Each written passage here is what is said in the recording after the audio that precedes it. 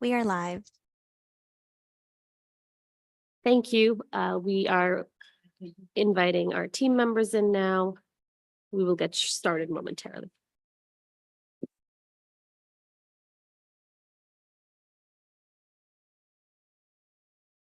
Good morning. I'm the Executive Director of the Public Design Commission and welcome. If you're joining us via Zoom and would like to testify, please sign up through the Google form link, which is also linked on our meeting agenda.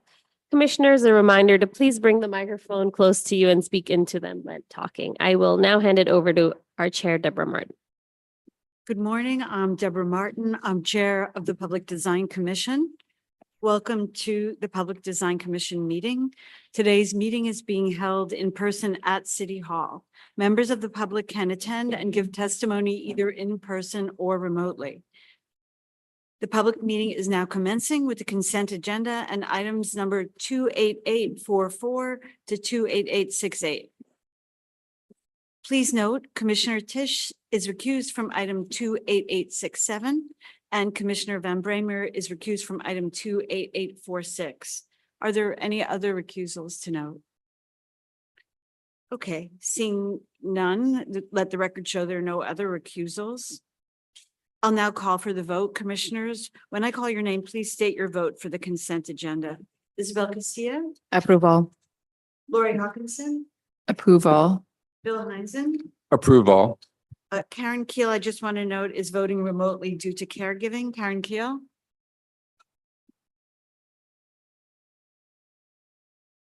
Sorry, approval. Approval. Meryl Tisch, Approve except for the one I'm recused from, and I can't figure out why I'm recused from it. But I'm sure there's a reason. It's just the and then why. yes. So you approve all except for the one you're recused. Definitely. Thank you for Excellent. pointing that out. and Jimmy Van Bramer. Approval. I also approve all, so let the record show the consent agenda is approved. Okay, we'll now continue with the public hearing portion of the meeting. The first item is item number 28869. It is the conceptual review of the installation of an artwork by Jasmine Hayes at the Brownsville Youth Empowerment Center and Community Hub in Brooklyn. Per standard procedure, the applicants will give their presentation, then public testimony will be heard, and then the commission will ask questions, deliberate, and vote. We'll hear in-person testimony first, followed by testimony from remote participants. And we'll now begin with the presentation. Welcome. Good morning. My name is Sergio Pardo. I'm the director of the Percent for Art program, and I'll be introducing Jasmine Hayes, the artist selected for the Brownsville Youth Empowerment Center and Community Hub Percent for Art Commission. The budget for this commission is $730,000, and the artist has used wisely the amount to activate as many spaces within the facility as possible. The art locations were selected in agreement by all parties and with the guidance of HRA. And I want to mention that regarding the community engagement for this project, we went 3 times to the community board to present the project, and the project received full approval and support from the board.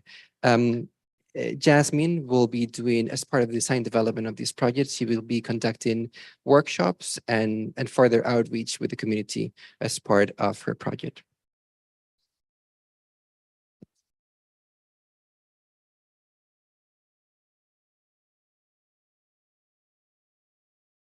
Morning, everyone. Morning. Okay, so let's get started. This is me. So I am an interdisciplinary artist born and raised from East New York, Brooklyn. So this project is very special to me because it is where I have lived my entire life. Excuse me.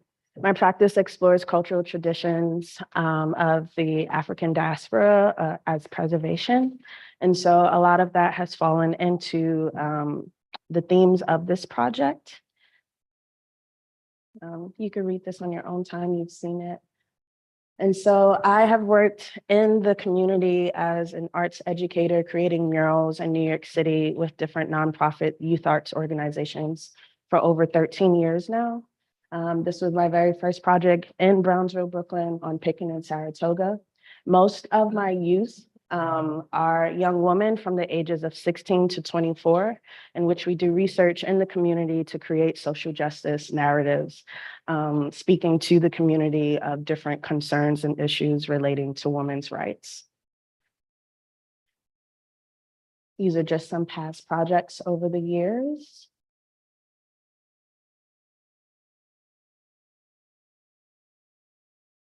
And then this is from my personal practice, aside from my teaching practice, in which I'm thinking on different cultural identifiers and pattern as communication across African diasporic histories, often histories that are orally told and not written.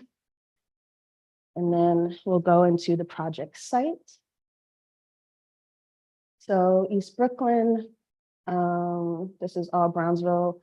If you can see on this map, it shows just some important sites in Brownsville, Brooklyn. And then 444 Thomas Boylan, this is the actual site.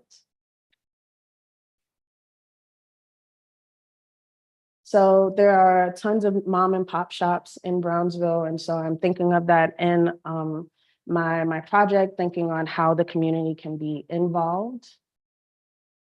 And then just to slide through, these are the 4 sites of activation in which you will see here.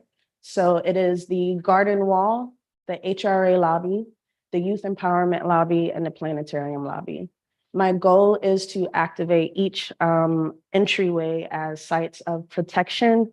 Let me go into themes. I can read it for you. With 4 sites of activation, my proposal is to build intergenerational, gender expansive installations that culturally reflect the local youth, community, and history of Brownsville.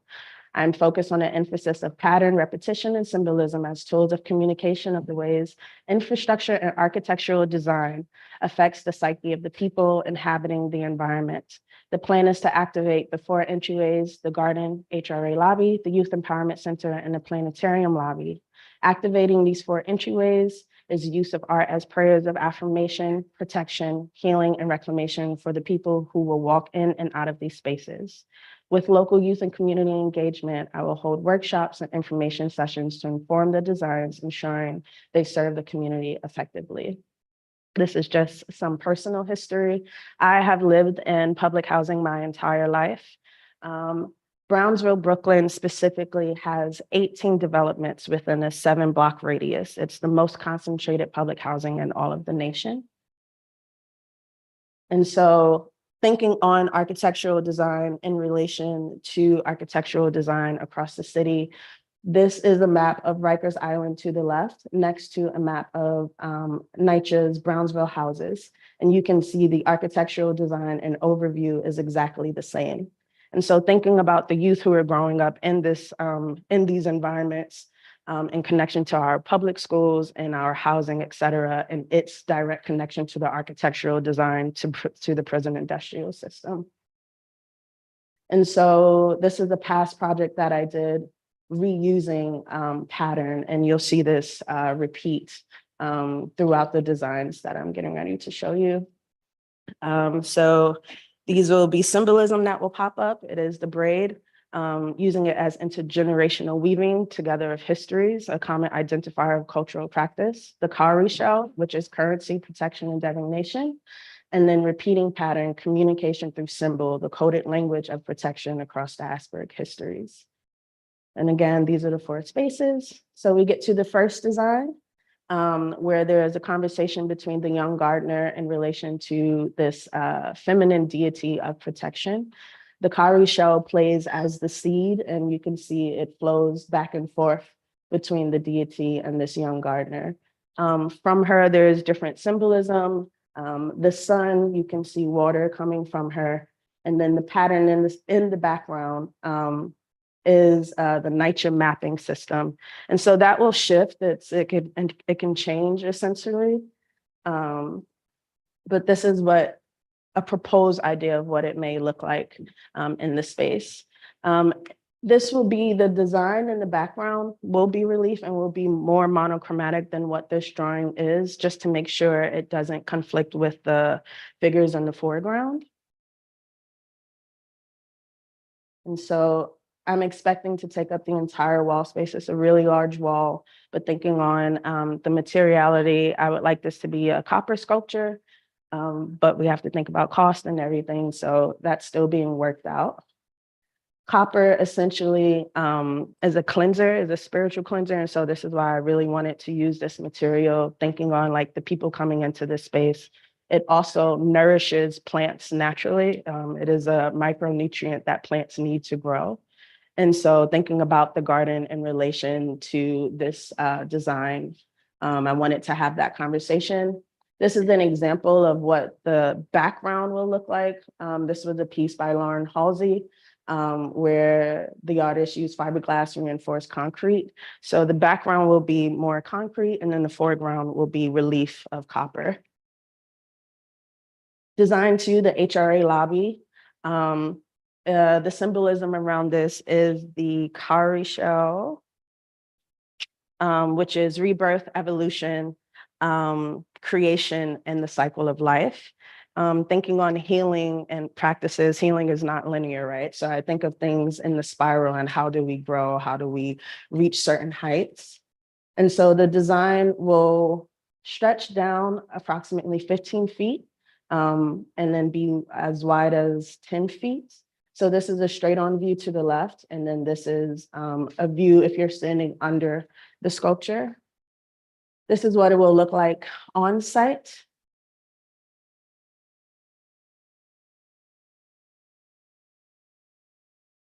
This is just blueprint design. And so material, I'm thinking on, these are research inspired material and thinking on using upcycled plastic. I'm in the research phase talking to different artists and fabricators now. But thinking on the relationship between racial injustice in relation to environmental injustice.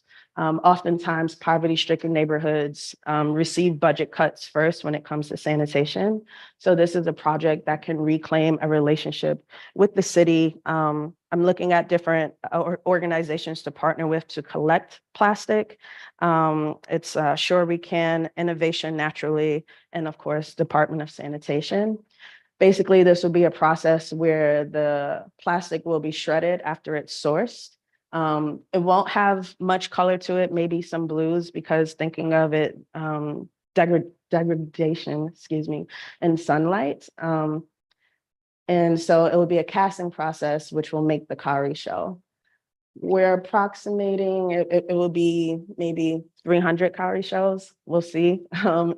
This is all new material to me, so I'm just having fun with the project as well.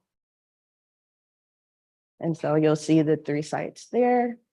The third design.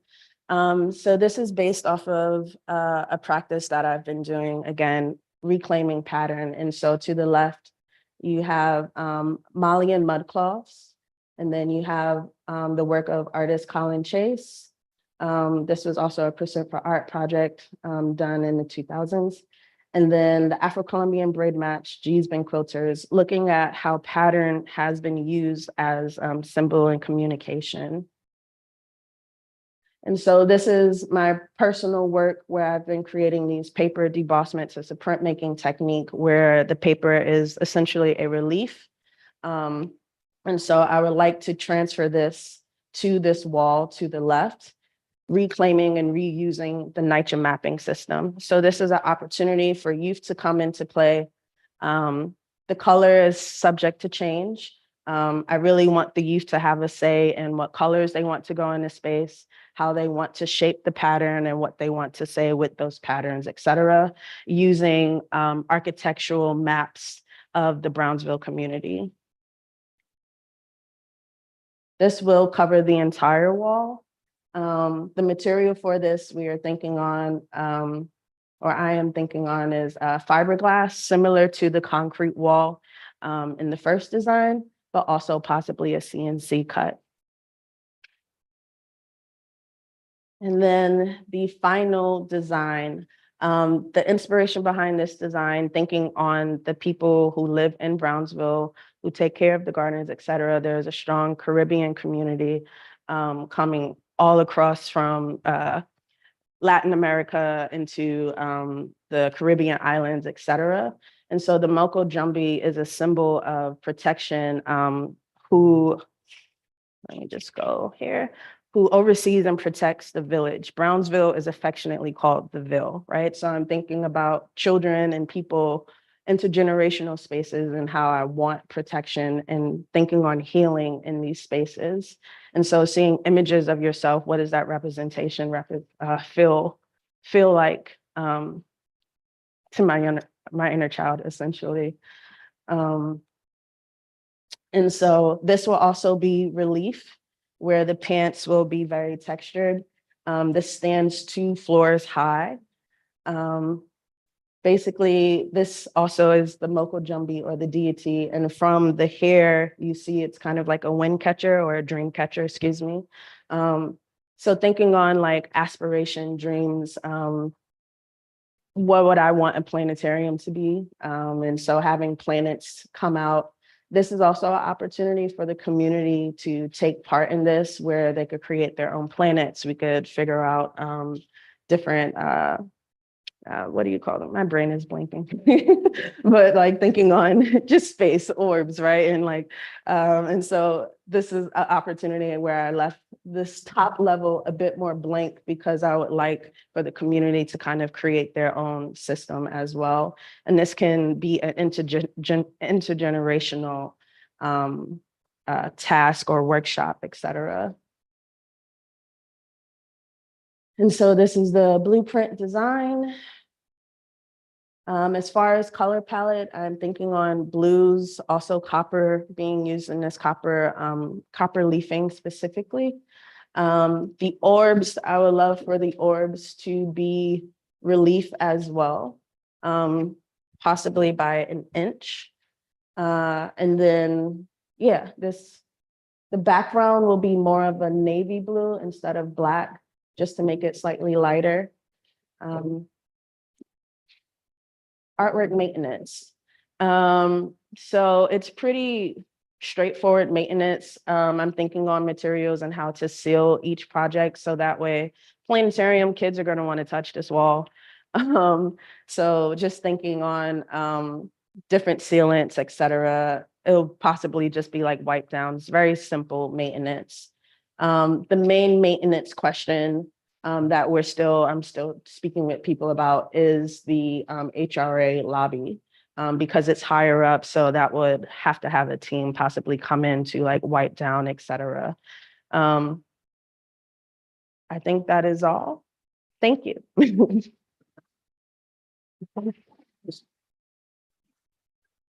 Thank you so much. We will now ask for testimony. We do not have anybody in person, and I'm not sure if we have anybody signed up remotely either. Jenna, do we have anyone signed up remotely? We do not have anyone signed up remotely. Is anyone within the Zoom room here to testify? If so, please use the raise hand feature in Zoom. I'll give you a moment. I don't see any hands, so I think we are good to proceed. Thanks.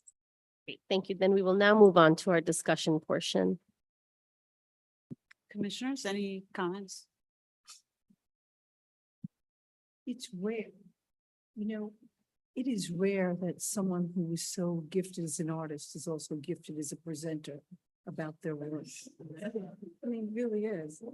So I don't know. This is so rich in context.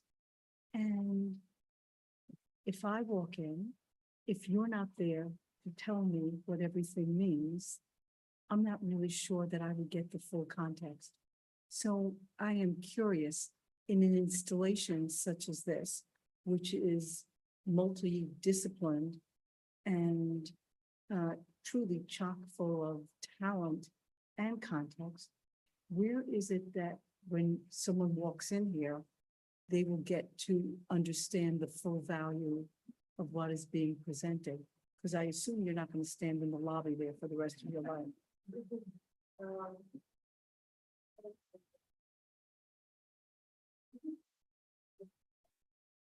Parts, I'm thinking about it as if it was in a gallery or a museum.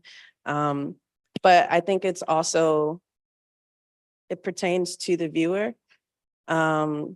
Meaning someone else may feel something different, you may feel something different. And so it's kind of like I've created the art, but it's my part to step back, and then whoever interprets, whatever they interpret, maybe they'll interpret something else. It's up to the viewer in that way. I'm not sure how to answer that.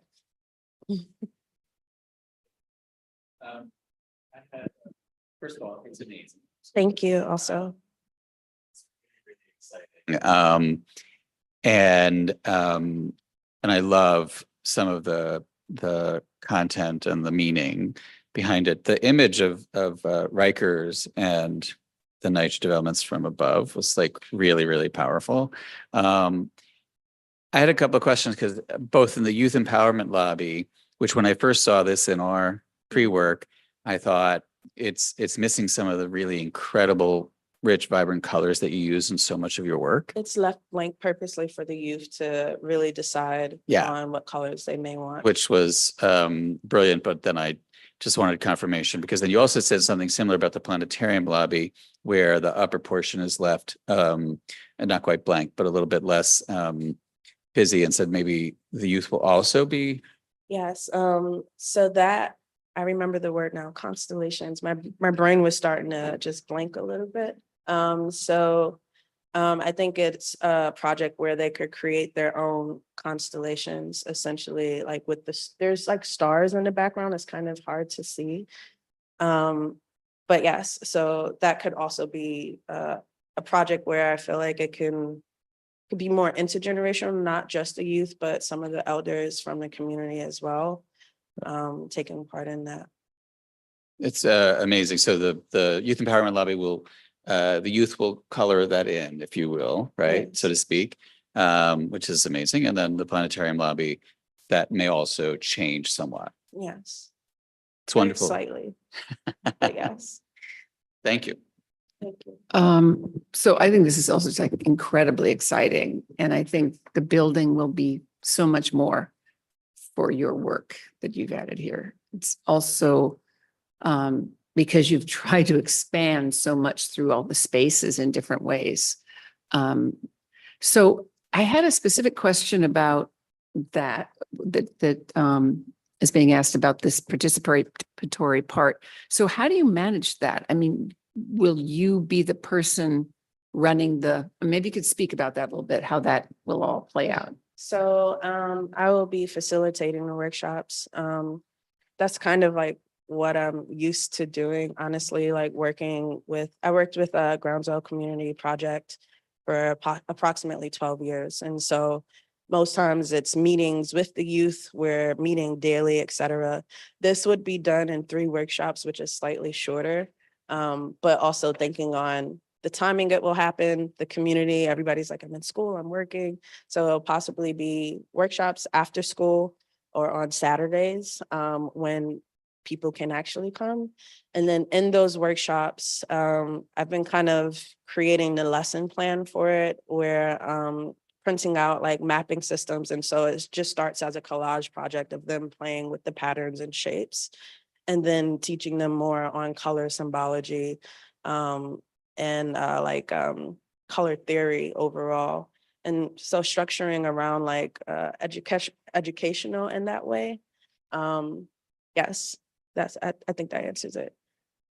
And I know we're asking a lot, because just also to follow up on Meryl's question about this kind of museum sign, right? Which, is like problematic in lots of ways sometimes. So, I don't know. I mean, would you want to control that somehow? I mean, the story, because it seems it would be great to know also that the community, when it's all done, let's say, So participate. How do you feel about that? essentially what I would like these like information cards, I would want it to be like educational, because these are histories that are oral. They've been oral for a very long time. And so basically the cards will have like information, like the historical part, because there is so much research that is done. So I hope that it is educational in that way in the writing, where I will work with someone to really make sure it explains more of the research aspect, and then what people take from it, like the way I answered Meryl's question, what people take from it is their own. But I want at least that card to have the facts of the research that was done to go into the design. So like, for example, the second design, thinking on like speaking on upcycled plastic, right? And so I think I've kind of left them open because I hope that over the years, it will become a place of conversation where people will visit to speak specifically on like this organization worked with like for this specific design, or like a planetarium being in Brownsville is a big deal. It's something that's like unheard of, right? And so it takes a team to take care of that, et cetera. And so I am treating it in that way. And then specifically with the Youth Empowerment Center, I really wanted to just leave that blank because these are the youth who will be in this space, but also are in the area. And so a lot of times word of mouth just happens when someone's excited about something they've done and created. They're always going to be like, yeah, I was like 15 and I worked on this like youth empowerment center, it's like my work is in there, so I think in those ways, that's how the conversation keeps going. But it is something that I will continue to think about.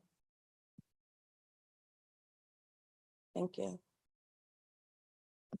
I just want to commend you. I think you've been given a lot of space here and you've made each space unique, and you've obviously really thought it through. And I just think one is more beautiful than the next. The youth empowerment, that wall is the thing that has really grabbed me, both the design and just the we talk about the kids wanting to touch the still walkers, which I agree. That's what I want to touch. Just that there's something so beautiful and three-dimensional about it in the rendering. So congratulations. My favorite element is the cowrie shell sculpture. And I am concerned about maintenance and dust, and I know how quickly that will accumulate and it will detract from the piece.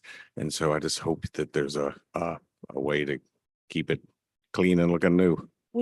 I talked to, I'm in the process of talking to plastic arts artists specifically, because anything that's in also direct sunlight is going to get damaged, right? And so just thinking on the longevity of the plastic, it's such a complex conversation, right? Because it's something that essentially does not dissolve, and it's causing all these health problems. There's so much conversation. And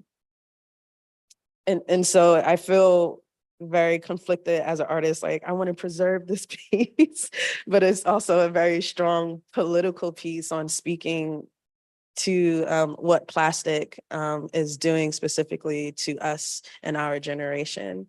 But I have talked to some folks, and coating it in resin would possibly help it from color, from degrading in color, but also in size, et cetera, because it takes a long time to kind of break down. Yes. It's less the degradation that I'm worried about than 6 months of dust. I mean, it's the immediate dirt, not the long-term dirt. So I'm researching. I'll just leave it at that. I am researching and thinking on it. I think the cowrie shell sculpture is the hardest piece. It's the most ambitious of all of them. Both the garden wall and the HRA lobby are very ambitious. Sergio, when they reached out to me, they were like, think big. And then I was like, all right. And so, yeah, but I am researching and is something that I hope to have some more solid answers in the next few weeks, actually.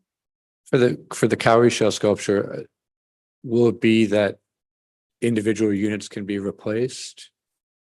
So we're thinking about creating molds, so it'll be multiple cowrie shells in one mold Got it. versus doing one single individual one because of like installing it, that may be really hard. Right. And so it's possibly easier to do like multiple shells in one.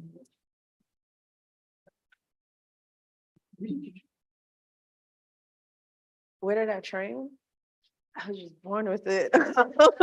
Like, seriously, I was really a creative kid. I grew up in church, so like music is my first love. I'm a drummer, and so the conversation of pattern is really intriguing for me. I'm thinking on pattern and cadences and language, but also I guess I have quite a bit of training. So I went to like Brooklyn High School of the Arts. Which is the old Sarah J. Hale, and then didn't get accepted to my dream school, went to Parsons, but I'm also happy I didn't get accepted because look at me. It's funny, I'm still working with them, so I wouldn't say that, but I went to Kingsborough Community College first and then Queens College to get my BFA, Hunter College to get my MFA, and last year I constructed research as a US Fulbright in Dakar, Senegal. So yeah, so quite a bit of, I guess, training or things. Yes. Thank you so much, everyone. So,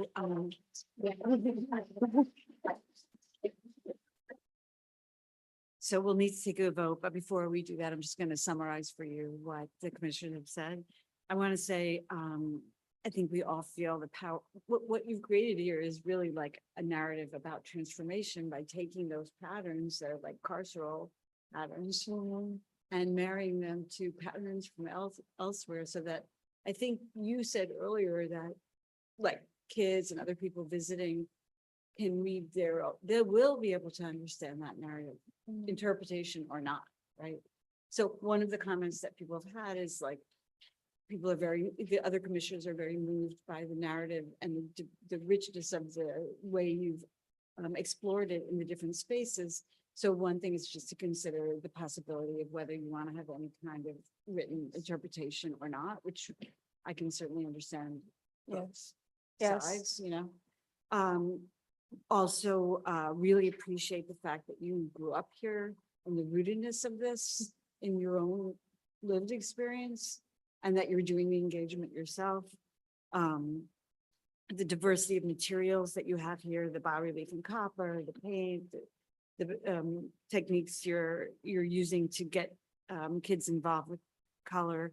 And then also the fact that while there's a great diversity of materials and approaches in these 4 pieces, the through line is really very clear. And that's very hard to achieve.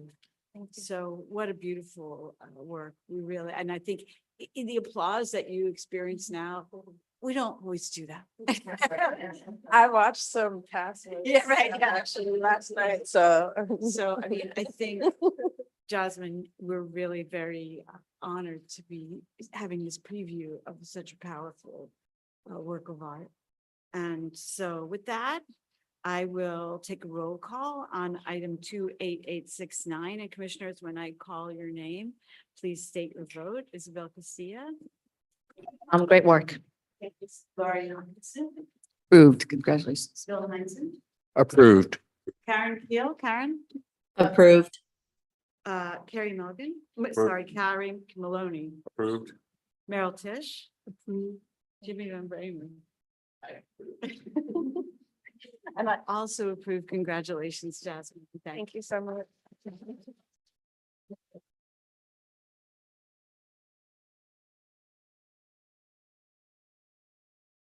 Public hearing item is, do we have the presenters in? Not yet. Okay, so we'll wait a moment for present.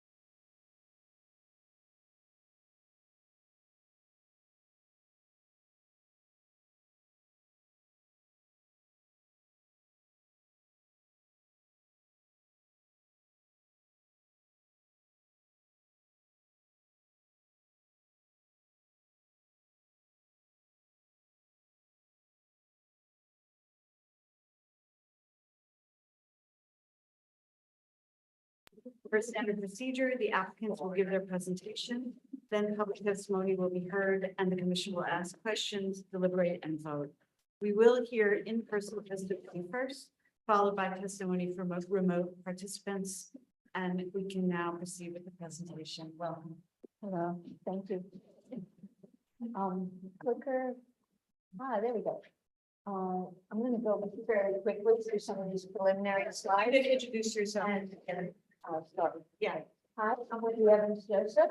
I'm a parent and founder of Studio Joseph. And I have the great pleasure to be here today, also with my colleague Alexis Nicholas.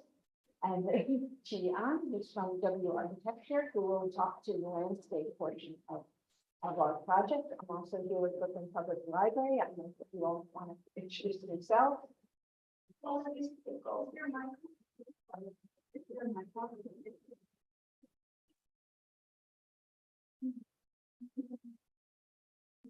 think it's pointing down.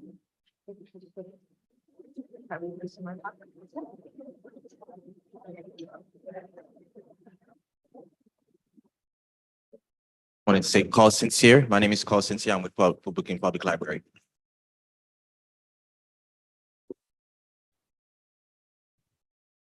Is this better? Can you hear me? On the speaker? Yes, that's better. Thank you. That's good.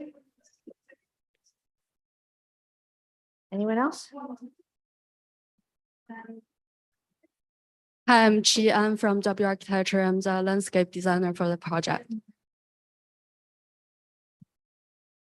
Hi, I'm Michelle Bonin. I'm Vice President for Government Community Relations with Brooklyn Public Library.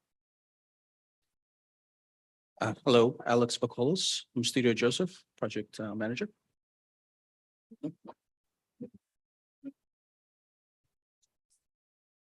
Oh, member of the public.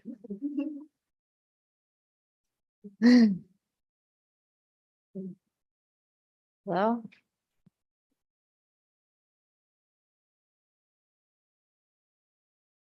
Okay, I have a few slides of just introduction, for those of you who might not have been to Canarsie lately. This is our site. Here, it's right in the middle of the downtown. Again, these are just for orientation, very strategically located. We come to the exact street location. This building right here is the current public library. It was built in 1960, and it was in a converted one-story superette, and they've been there ever since. To the right are some residential units. To the left is just a small commercial area. The neighborhood is filled with different types of buildings, some relatively large, but it's really a mix here. We are quite close to some public schools, which is great. The building itself really lacks a street identity, but more importantly, it lacked visual connection between the neighborhood looking in and for the staff and for the participants looking out. On the inside, of course, there are a number of problems in terms of the interior layout, and it just isn't sufficient to meet the needs of this neighborhood. We've waited a long time, and it's very exciting to be able to be a part of this. So I'm just going to take you around the building very quickly so you can get a feel for it. Again, the brick building is the one in question, and that is our site. We pay attention to this driveway on the site, which is side Skidmore Lane. This is Skidmore Lane here, sort of leaving the main street towards the back, and then in the back, looking back towards the main street. And then there's an easement around the rear of the site that is it's actually sort of a public street and would be plowed, and you could in fact drive around here. To the right, this is all private property. So it's just this small easement going back towards the other major street. And here's looking back down that easement again with the one-story retail to the right.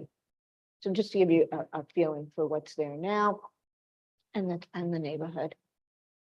And again, that one-story retail will be staying. So this is our plot plan.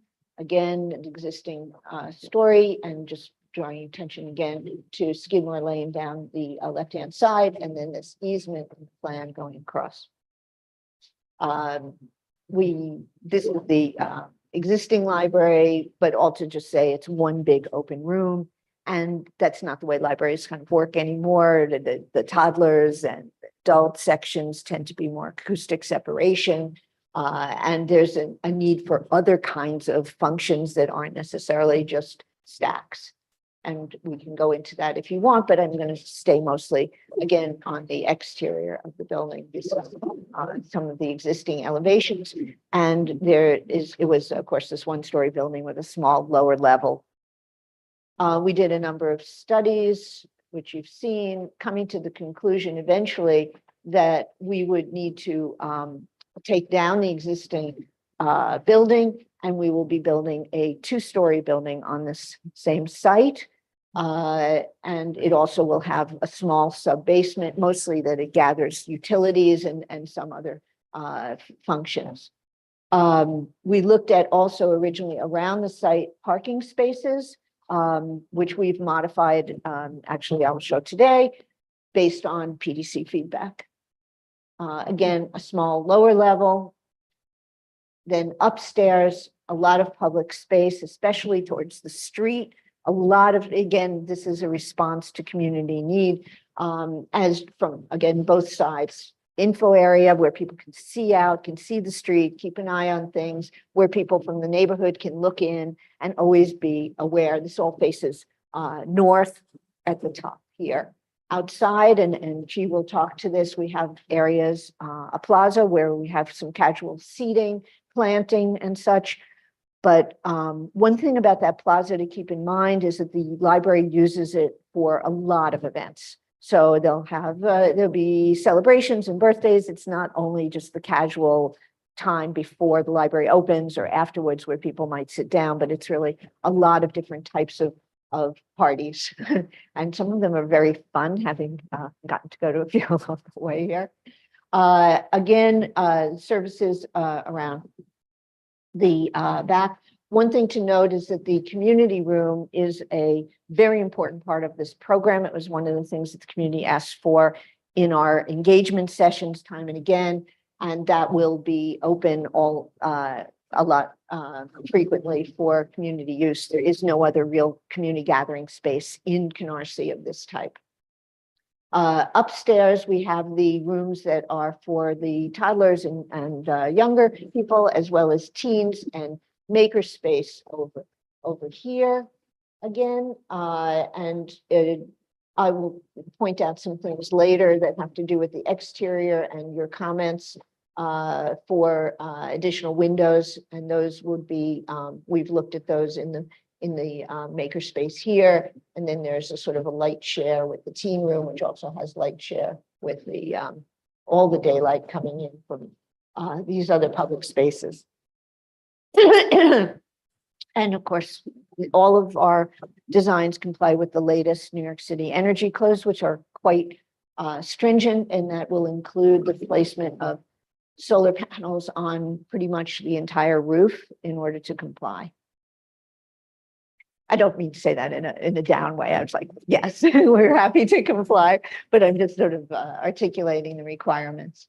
And so as you can see in our elevation facing the main street is mostly glass, 2 stories, so that there's this uplifting feeling and transparency, which is both operational and also a signifier to the neighborhood. And then going around the side, again, the glass from the front wraps onto the side, both sides. And then towards the easement, we will still have some parking down lower, but we do have a few windows into the reading area and up above into the maker space, as well as the staff areas. And again, we've modified some of these elevations based on your comment to add windows. These are some of the sections through. The dimensions of the building are, it's about 80 feet going across the long way. I think it's 12, more or less, 11,000 something, with the basement, with the lower level included. And the existing space is what? 6. It's around seven. 6, 7, depending on the 7,000. lower Just level. asking, the basement is just the utility. So library space would be what? So the library space is the entry level floor and above in Around square footage. 9,300 square feet, How much? 9,300 square feet. So it's a big improvement. It's a big Yes. improvement. Yeah. No. You know, it's a big improvement, but it isn't explosive, I would say, in terms of, we didn't get to go to 30,000 square feet. It's very appropriate for the neighborhood and the uses, I think is what we did. Canarsie is just such a bustling place. Did you look? This is a Yeah. great improvement, and I happen to There we love libraries. But my question is, did you look at the spaces within Canarsie before you decided to do a redesign? Yeah, another site, because Canarsie is young and bustling, with families and schools and. Yeah, we actually have a library close by, but Which I think Jamaica Bay Library, we do have one close by. But we thought like this one would be very useful for, the community, because, we were in needs of more circulation space, and we thought that, growing and the way that our service has been growing, that, this space could be, could use, the improvement for sure. And then it's next to a high school, and the teenagers, use a lot. I understand. I just think that the age of libraries is coming back. And it's coming back quickly. They are youth centers, they are community centers, they are workforce development centers, they are multi-generational. And the ability to grow a library in a community that is truly in the ascendancy in terms of its growth and capacity building, was great. So I understand the constraints. I was just being nosy.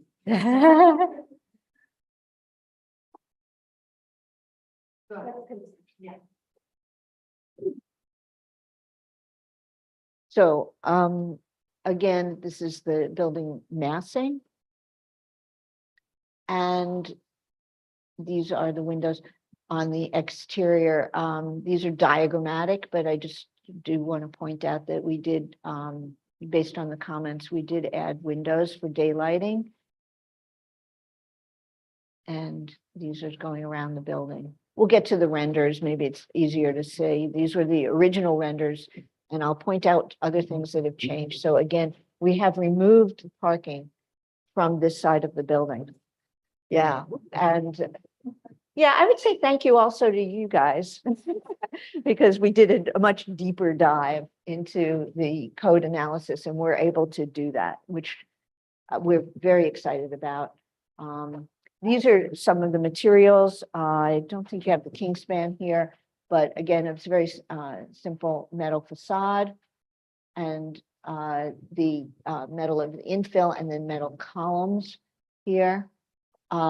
We have a frit pattern, 2 different kinds. At the lower level, we have a bird frit, and at the upper level, we have more of a sun frit. Again, this is a compliance as well for, but it cut down on some of the direct sunlight. So we have this feeling, what we were looking for aesthetically was something that felt a little bit just like a curtain, as if you had a kind of a sheer wobbly curtain on the walls, and from a distance, that's what it feels like, especially upstairs because it's a 2-story space. We have some lighting, of course, on the exterior as well, which I can show you, but it's fairly minor fixtures, especially going around the back. Yeah. And then again, I do want to draw your attention to, sorry, the abstraction here. To the side of the building, there is in between us and the commercial building, a small kind of alleyway that we've left, which is the mechanical yard, but we'll also have places for the furniture, the exterior furniture to be stored when they have events or at night as well. This is our Public Library, book return. These are the bike racks, which are pretty standard here. And what is this one? Oh, the mechanical, yeah, well, hopefully you're not gonna see this. Let me move it. Okay, so maybe it'll all come together and make a little more sense at this point with, so this is, of course, the one-story commercial at present, and then the two-family homes. In between, again, down here is that mechanical yard, and this area here on our side, of course, of the property line is one of the potential locations that we're looking into for Center for Art. So it would be here, which by the entry, this wall here, it would be on our side, not painting their property. Yes, that would be our wall. And so that, and we'll look at that again in some of our other renderings. You can sort of see, it's a very nice thing because it can be seen coming in both directions, and it's right by the entry. And that's something we're going to be pursuing coming up. Yes. Just trying to understand that. The definition of our wall versus their wall. Well, we're not going to be painting the side of the adjacent property owner's property here. Right. So it's on our side, our mural. But that looks to me, right, like it's. Right? Yeah. The neighbor's wall. So. Right now, it's a party wall between, because of our library abuts it, right? So when that gets removed, we're gonna build another wall just for that percentage of art, potentially at that location.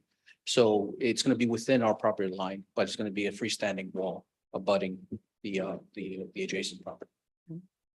I think. So right now it fills out the full site. And the wall would be built just for the percent floor piece to go Yes, up on it. if it ends up being there, yes, it would build a wall just for that. Let's hold our questions till the end of the presentation and the public hearing. I just want to be mindful.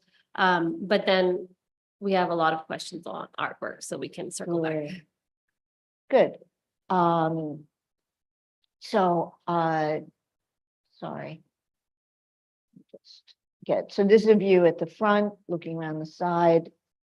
These are the views of the entry area and this flexible seating. Again, coming in, and we can talk about some of these things. You had comments on the grating, which we've brought with us. You had comments on the paving here, which we brought with us, and I'm going to let Chi talk to those in just a minute. And so these, I'm just giving you a feeling for kind of coming into the building and reminding you as well. We do have a balcony terrace. It was one of the important things for the neighborhood to have outdoor space. It was highly requested. And again, this is just looking around the back. So now, again, I will pass to Chi.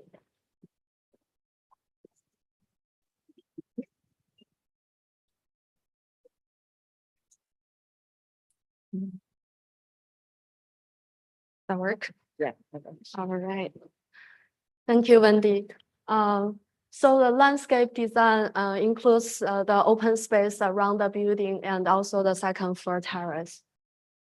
Here are the separate floor plans and I'll walk through this. On the ground floor, we really have very limited space. The frontage of the building we have is about 100 feet, but that also include the easement and the Skidmore land. And the depths we had, except for the sidewalk, is about 15 feet. And we're trying to create an outdoor place as a flexible plaza for the building, for the library to have their different events. So flexible seatings and fixed seatings are provided. An aluminum grating entry walkway is also introduced to floating above slightly of the planting bed and as an entry threshold to the building. Yes, so on the next slide, so these are the wood pavers. And these are the, yes, the, the same? they are the same. Yes. And there's also, this is the filler material between this wood paver.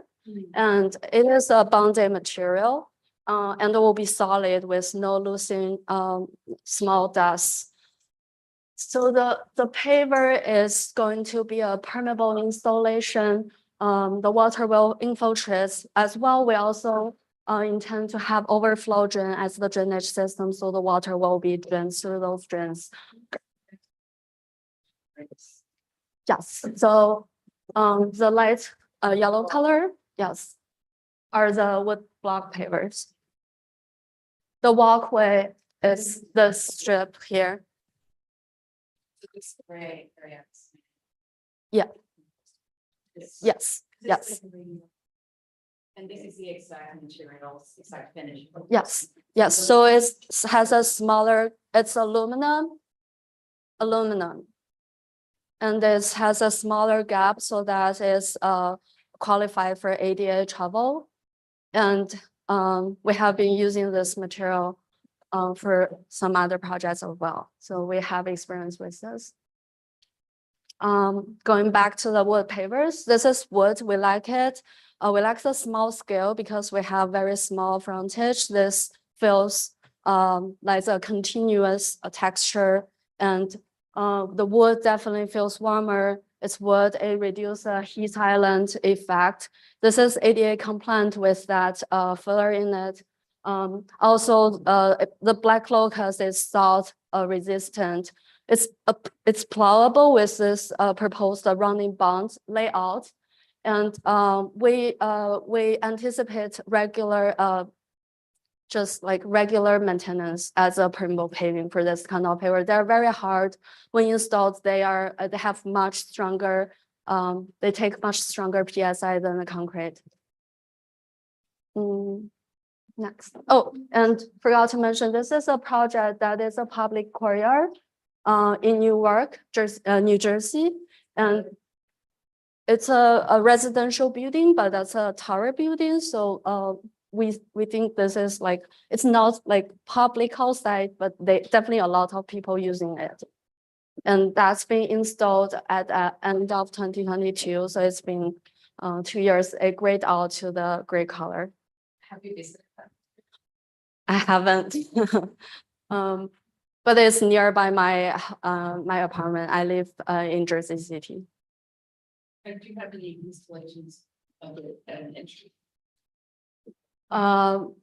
This is the only precedent I can find around New York here. This is definitely a material that hasn't been used publicly in New York, but there's also installation in West Coast that are used in large campus. There's a project of installation on the NVIDIA campus that is a public campus. NVIDIA campus is a large corporate office campus. Yeah. Sorry, guys, we are going back into comments. I just want to be mindful of wrapping and then testimony and then discussion. It's a public item. Okay. Going forward, the aluminum grating walkway at the entry, we proposed a slightly lower planting bed so that the seams floating, but it's not much height drop. And we proposed a 4-inch high toe plate just to help prevent edge slippery. And this is the grading plan showing the under the walkway. This is that walkway, and the planting bed is slightly sunken, and there's a area drain in that lower area. Here's a section showing how the soil gonna be under the bridge in 2 ways. And the planting proposed will be grown and higher than the finish of the walkway. And as Wendy mentioned, there are a lot of events happening, as well as we provide fixed seatings and movable furnitures. On the second floor terrace, we intend to use the same kind of paver, will be different installation. And also Yes, the wood paver. This is the only paver we're using on this project. Did you say what is in the top? The very top of the leaf spring. What is that?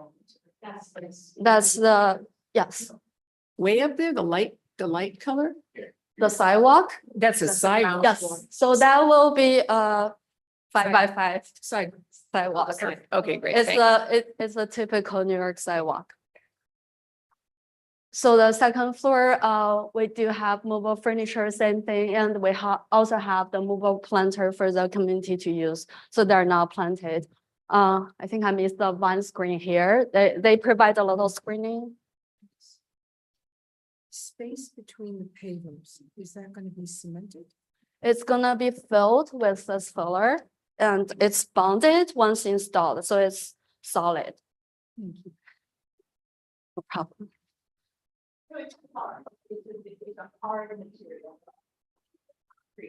Yeah. It's not like you would, it's, sorry, just to be clear, if you touch it, it's a hard material. It's not like you would expect with a cobble with a sand fill or dirt fill. It's actually a hard fill. It's permanent. It is permeable. They have a similar filler that used in Barclays Center, the plaza in the front. This one is slightly different, permeable, but this allows the expansion of the wood. So it's been used. Then the planting we proposed, we also revised the parking spots to the planting and which tend to use native plants. They are low maintenance. We added flowering trees together with the existing street trees, provide shade and seasonal interest. The understories, they typically have a 2 to 3 feet height, and they will have different seasonal colors, and they're easy to maintain. And here's a small section cut through the little planting area in front of the building. We're just showing that this is a flush planting bed, and we try to keep the openness of the planting. We know that the question coming up whether there's an edge. And here's the planting palette for the stormwater planting as well. They're also 2 to 3 feet height when mature. So they would fill up the grading area. Some more detailed planting plans. On the one screen, we have one planting that will help buffer the site for the mechanical area.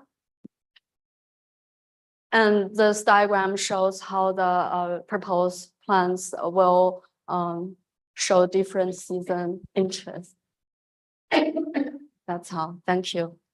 Thank you so much. Thank you. Before we get into discussion, I would just like to ask if we have any in-person testimony today from any members of the public. Seeing none. Jenna, has anyone signed up for remote testimony?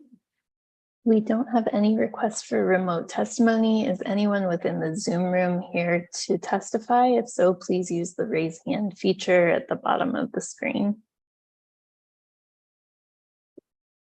I don't see any hands. Thank you. So that takes us to our discussion. I'm going to hand it over to Deborah and commissioners if you have any questions. Yes, Jimmy. So like Meryl and Carrie, I consider myself a huge library lover champion. And I love this design. I'm sure that one-story brick building did its job for the last 64 years. But this is majestic and really what a library should be, which is aspirational in every sense. And I love the transparency. I love so much about this. And apologies to all my former colleagues in the library world, but I was one of those folks who hated the parking on the side of the building because it blocked the very thing that you spoke about at the beginning, which was the importance of seeing in and out, both for the staff and for the customers and the community, because so many great things are going to happen inside that building. We want everyone to experience it and see it. And so I'm glad you made that change. I am a little confused about the percent for our wall, and maybe it goes up, maybe it's a separate wall, maybe it's a new thing. And so interested to know what your thinking is on that or your process, in terms of building a wall for the percent for art piece. Certainly seems like there's lots of other spaces where you might be able to incorporate a percent for art piece, in the building, to make it even more spectacular, and majestic. So I know my colleagues are going to have lots of questions about the materials and whatnot, but can someone speak to the percent for art Yes. thinking? Actually, before the team does, I just wanted to clarify one matter that the team has to coordinate with Percent for Art, who by the way is in the room. Hi, Sergio and Kendall. And Percent for Art has a lot to opine on where the location is, so they have to be involved in that process. So that particular wall cannot proceed without their approval and coordination. So that's one. So I would just like to request before coming back for final that you all are coordinated with DCLA and they're involved in this process. Yeah, so far from a done deal is the wall, Yes. right? Good. I think it's That's under- that's our understanding as Here. well. Okay. And the furniture outside, that is to be removed when the library is not. Yeah, so Not they'll mentioned. remove it every evening and we'll have space with just to the side here, very close in the mechanical area. Yeah, so this is that, yeah. Yeah. Oh, that's your So it'll just storage. go there. There is a little bit, so now, of course, the planting will go all the way around and there is a little bit of built-in area. Got it. Yeah. Well, I think it's a triumph. You did a great job.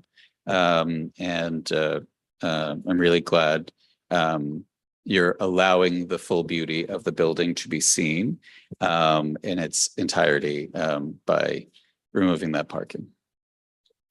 Just following up quickly and then I'll pass to you. What is the team's perspective on the coordination with Percent for Art? Like, is it your intention to reach out and do that? Carl will address that. Yeah.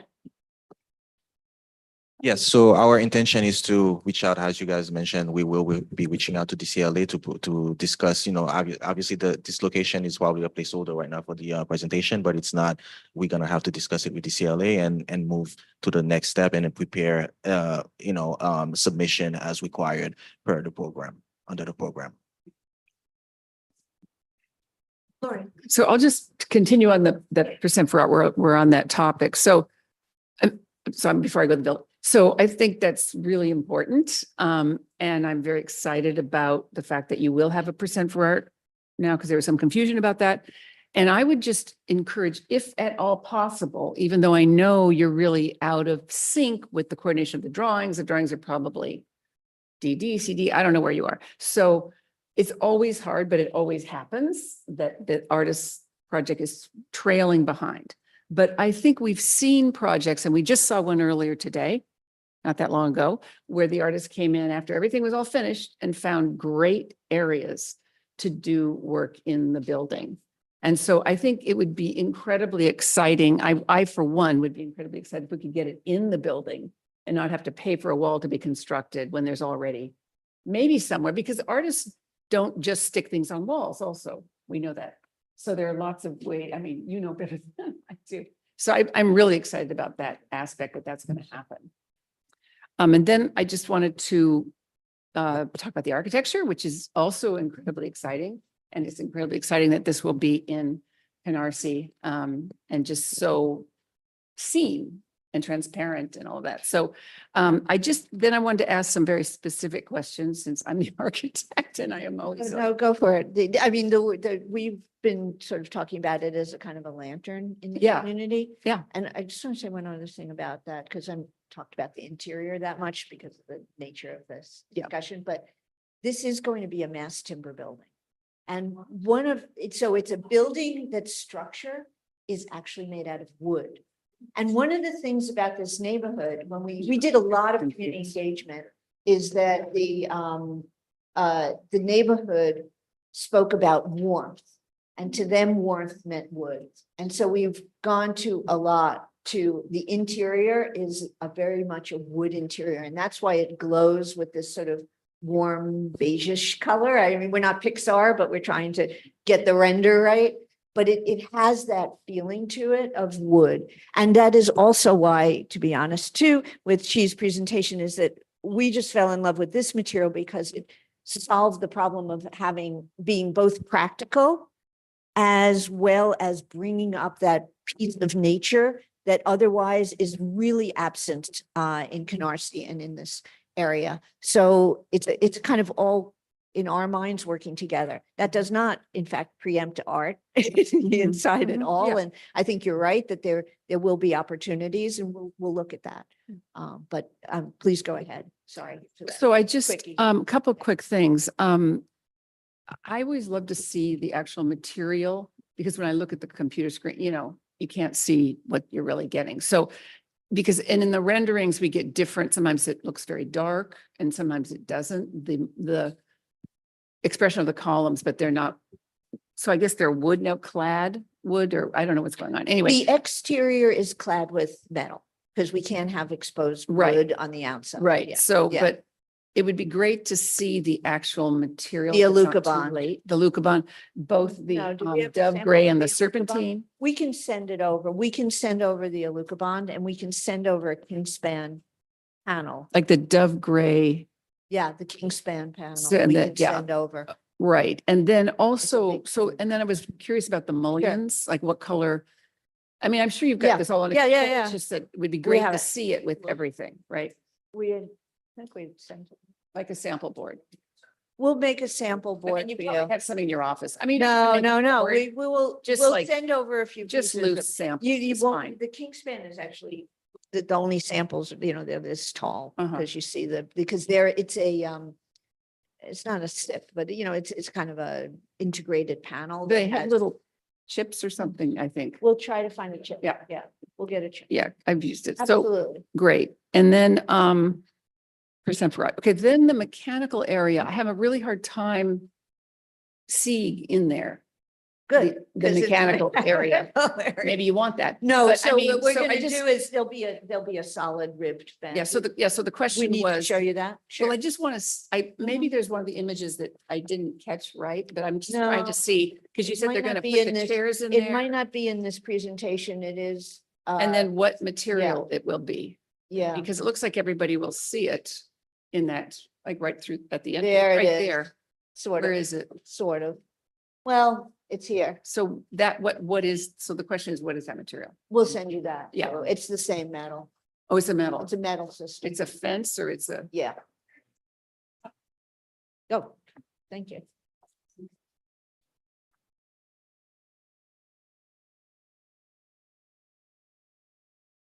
I mean, I know I'm honing in on weird little edges, but I mean, that's what I'm just looking at.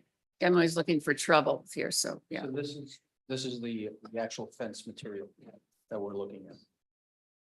Which is basically, you see is a metal panel, slots or ribbed. As you can So see. we'll have a sample of that and then we'll We'll have have a it, sample right? for that. That'd be great.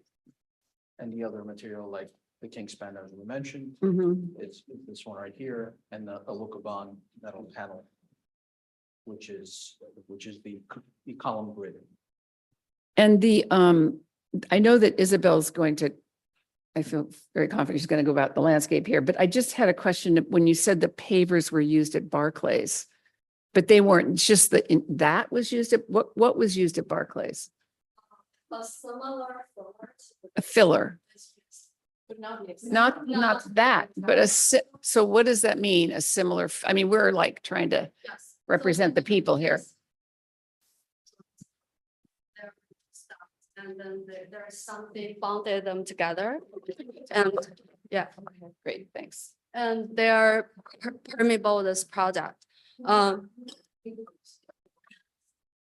It, They're precast concrete. not to confuse everyone, only the similar filler, a resin joint filler. Is used at Barclays, but with what kind of paving? They use regular pavers. What is regular paving? Precast concrete. Precast, Okay, yes. thank you. Yes. So what I'm trying to say is this filler, the product, we think should be practical for this installation. And it works with this wood. You think? Yeah, it's Oh, being, That's the critical Proven to term. be Yeah, practical. think. because of the expansion with those two materials. Okay. Where? I'm sorry, Is there any speak? I'm not an architect. I'm confused, so forgive me, because maybe I'm not listening carefully enough. The pavements, the wood pavements, have they been shown to be used effectively with those fillers in other high traffic areas? And let me also remind everyone that Canarsie was ground zero for Superstorm Sandy. So the sustainability issue here is not irrelevant. So if they've been used together successfully, now would be a great time to tell us. They've been used successfully in the courtyard. I just showed as an example. But that's That's- the residential in New Jersey. Right, we haven't found any public installation that's public. Because my experience with these wood pavers is in Philadelphia, if you go on Camac Street, which is right near City Hall between 12th and 13th, where they every now and then they replace it because historically the streets were paved from the early 19th century. There was like a surplus of wood. So these pavers were used on streets. And streets are different from walking over, but it's not a successful installation and it requires A lot of. constant maintenance and replacement and causes pooling of water and non-level surfaces, et cetera. So I'd be very concerned about using this without it, knowing that it has been used successfully in a very heavily trafficked area for pedestrians in a uncertain climate area.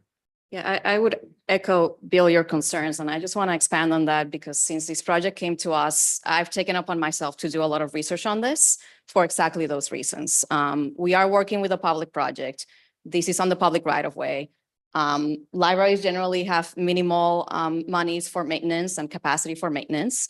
And you also mentioned this plaza will be the main place for events. You have movable tables and chairs that get dragged along. So we're putting a lot of pressure on this public space. On top of that, you have great sustainability goals. As I read your drawings, you're not putting in any area drains. You are letting these pavers take 100% of the storm water of that area. Is that correct? You don't have any surface drains. Yes, there are overflow drains under. Yeah, so we're basically saying that the public space that's going to be the main entry for this library, that is going to be the main space for events, that is in a neighborhood that floods. It's all riding on this material that you have not been able to find, and I have not been able to find an example of it being applied in New York City at grade, collecting 100% of the stormwater in a public space. What are our concerns? The example that you showed in New Jersey is a raised courtyard. That photo is right out of the manufacturer's catalog. I would like to see how that has aged over time. You said it was built a while ago. I would like to see how that has aged. How has the material sustained? What kind of activities do they do in that courtyard that are somewhat similar to what is being proposed here? Does that courtyard have an alternative means of drainage, area drains, so that when it does rain a lot, it's not relying 100% on this material to drain through? Yes. Question number one. Question number two, this is black locust. Black locust has been very recently used as a sustainable alternative to Ipe and teak, but black locust is also very prone to significant checking on environments that have a lot of humidity, a lot of heat, a lot of rain, and a lot of snow. That describes New York City. Black locust was used a lot by the Parks Department as experiments for alternative ways to do decks and furnishings, and Parks Department is not satisfied with the performance of that material for the reasons that I mentioned. So this may do very well on a raised condition, maybe the roof deck, may do very well on California where we have a much drier condition, but I have concerns on how that wood will perform in New York City. And again, given this is a public realm, it's important we do that thorough analysis. And if we can find that it does well, then kudos, because you are creating and proposing an innovative alternative that could be used throughout. But not being able to answer those questions gives us a lot of concern that we're investing money in something that may not perform well, may have some maintenance issues, may need to be replaced in the future. The jointing sand is Romex, is a sand that is permeable. It has been used in New York City throughout, for those that have that question, but it's not 100% permeable. It percolates slowly. So again, not having an alternative additional area drain to supplement it in moments where we do have significant rain worries me. That sand also needs to be replenished. It needs to be vacuumed, and it does leave a yellow residue on any paving material around it. So these are things that we need to think about when we're doing these pavers. So, in summary, I'm all for experimentation if we can ensure that all of these concerns are addressed. But right now, I would encourage you to, number one, go to that courtyard in New Jersey and see how it's doing. Number two, talk to other landscape architects that have used Black Locust to understand how it's performing in New York City. If we don't have an example of that specific material, how has it performed on other places? Michael Van Valkenburg did the benches on that park by Hudson Yards. I forget what it's called. It has the name of a woman. Bella Abzug. Bella Abzug Park, they did the bench slats out of Black Locust. I know they had some issues. Parks Department has explored it in Coney Island. They had some issues. Let's do a little bit more research on that. Let's get from Romex what is exactly the maintenance regime to refill these joints to make sure the library is able to follow that maintenance regime. Let's get warranty information from the paver manufacturer. When we do a lot of experimental materials, manufacturers will sell the product to you. They will say, your concerns are no concerns. This is going to work. What else can we do? Can we get a warranty from them so that if you need to replace a piece, if they check too much, they can replace it? And what is the warranty? Is it just product or is it craftsmanship? Because all of these things, again, add up a lot of concerns to the public realm.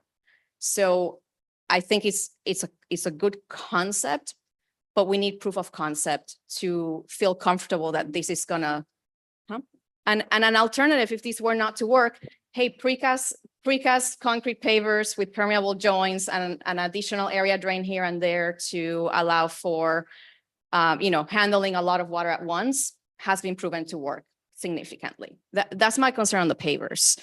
I also want to talk a little bit about the grate, because the grate is your main access to the library, which also puts a lot of, let's say, weight on it. It needs to be detailed very, very well so that people of all sorts of abilities, ages, feel comfortable walking through.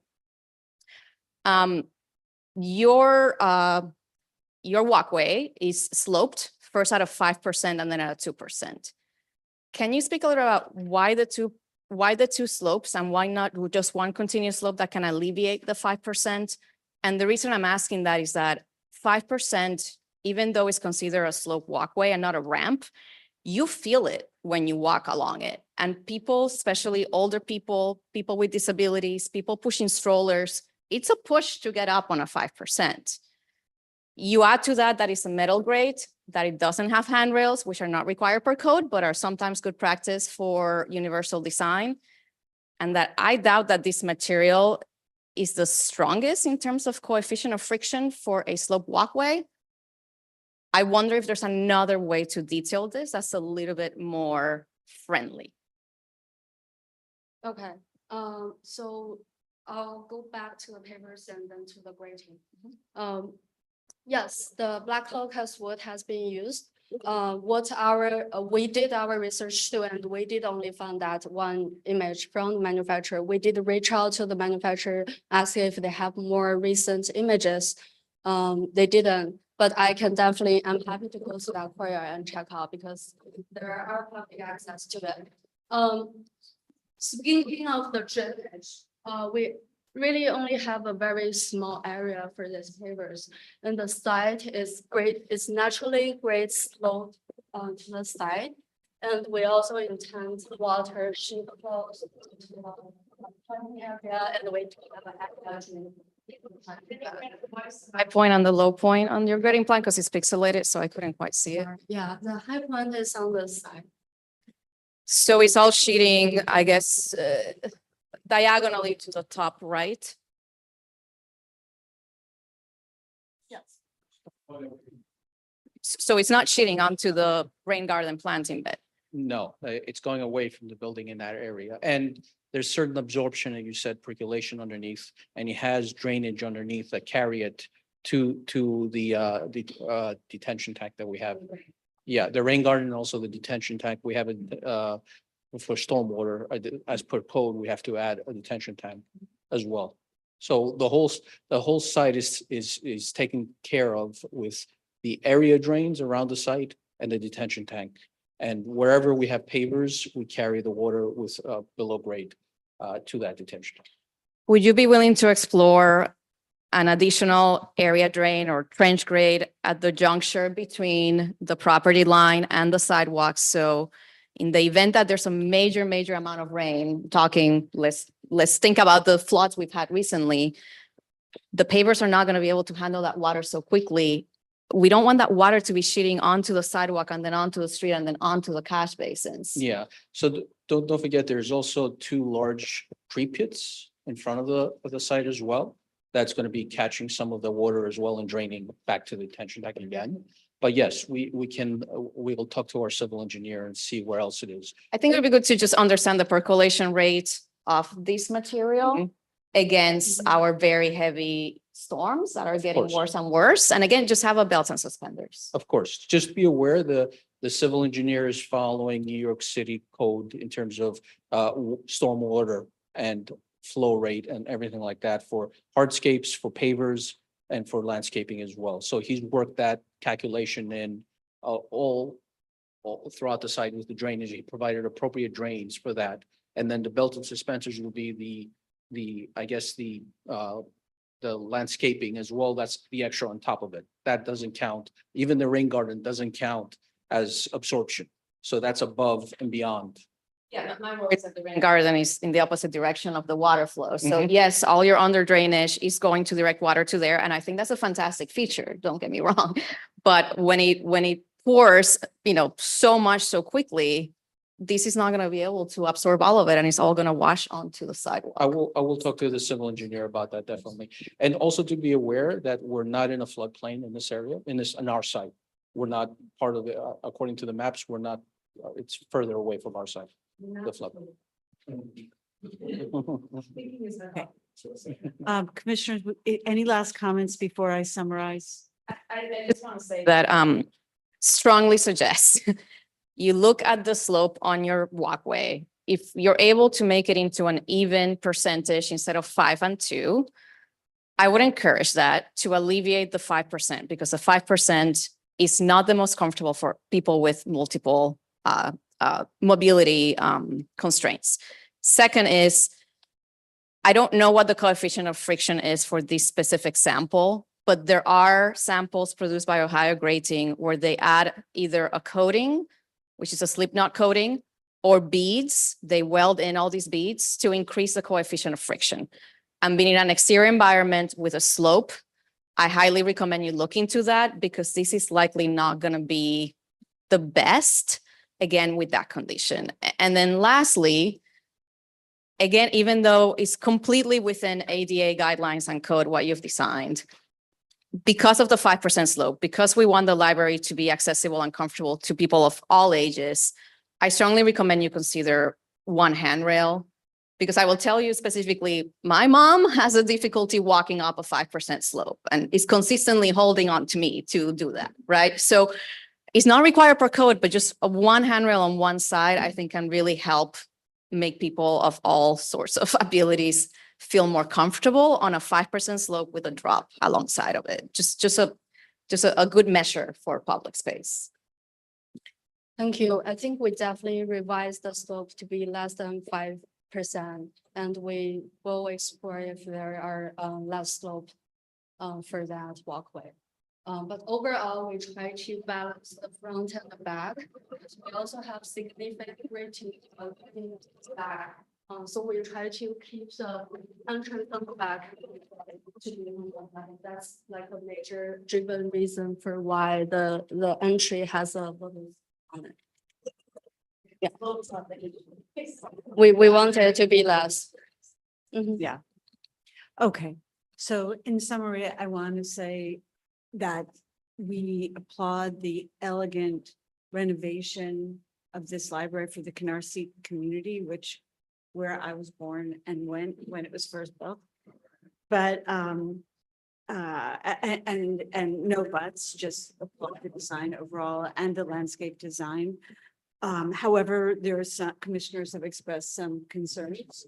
So what I'd like to propose, and you all let me know if you agree with this, is that we would request an interim, and I'll detail what we'd like to see, but an interim submission prior to final presentation, and then that would be our condition for final, for approval of preliminary. So the conditions that I would add there are first, Present for Art typically requires that you coordinate with them right at the beginning, because it's within their purview to help you, and really it's a resource for you to determine siting for artworks. It's really for they have that expertise, and so we would require that you coordinate and come back in the interim submission with Present for Art's perspective on siting for artworks. Second, we'd like you to share material samples, particularly from the facade, as we haven't seen those materials. Third, we talked a lot about the wood pavers. So we'd like you to look at the review, and you already understand that, this specific paver with that specific material for the joints, and consider if in the end you can't find evidence of its use in this kind of situation, consider what could be alternatives. And we would be open to that being as part of the presentation for the interim. And then finally, looking at both the materiality and the slope of the walkway and the detailing of it vis-a-vis a handrail. So it's really 4 specific conditions for the interim submission. Present for Art, material samples, the ground plane treatment for the plaza in the front, and finally the walkway gradient and materiality and detailing. So with that, commissioners, if those are the conditions of approval, have I covered the things that you all are concerned about? Okay, so then what I would propose is that we take a vote, and the vote before us is whether we approve with those conditions required for an interim submission prior to final. Okay, so Isabel? Okay, great. Lori Hawkinson, Approve with conditions. Bill Heinzen, You approve with conditions? Karen Keel, Approve with conditions. Carrie Maloney, Approve with conditions. Meryl Tisch, approve with conditions. Jimmy Van Bramer. Approve with conditions. Okay, and I also approve with conditions. So thank you very much. We look forward to seeing this beautiful scheme in your final presentation. Okay, so are we skipping the break?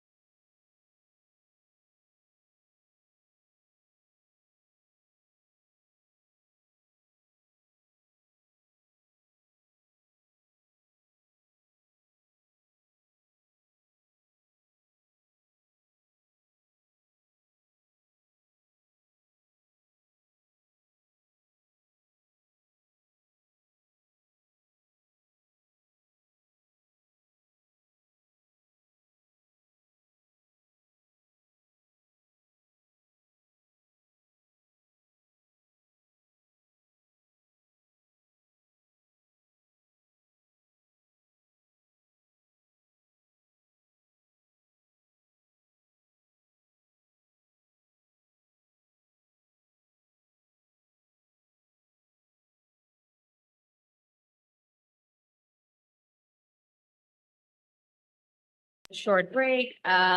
We're starting again. If we could have everybody's attention. Thank you. Go ahead, Commissioner Martin.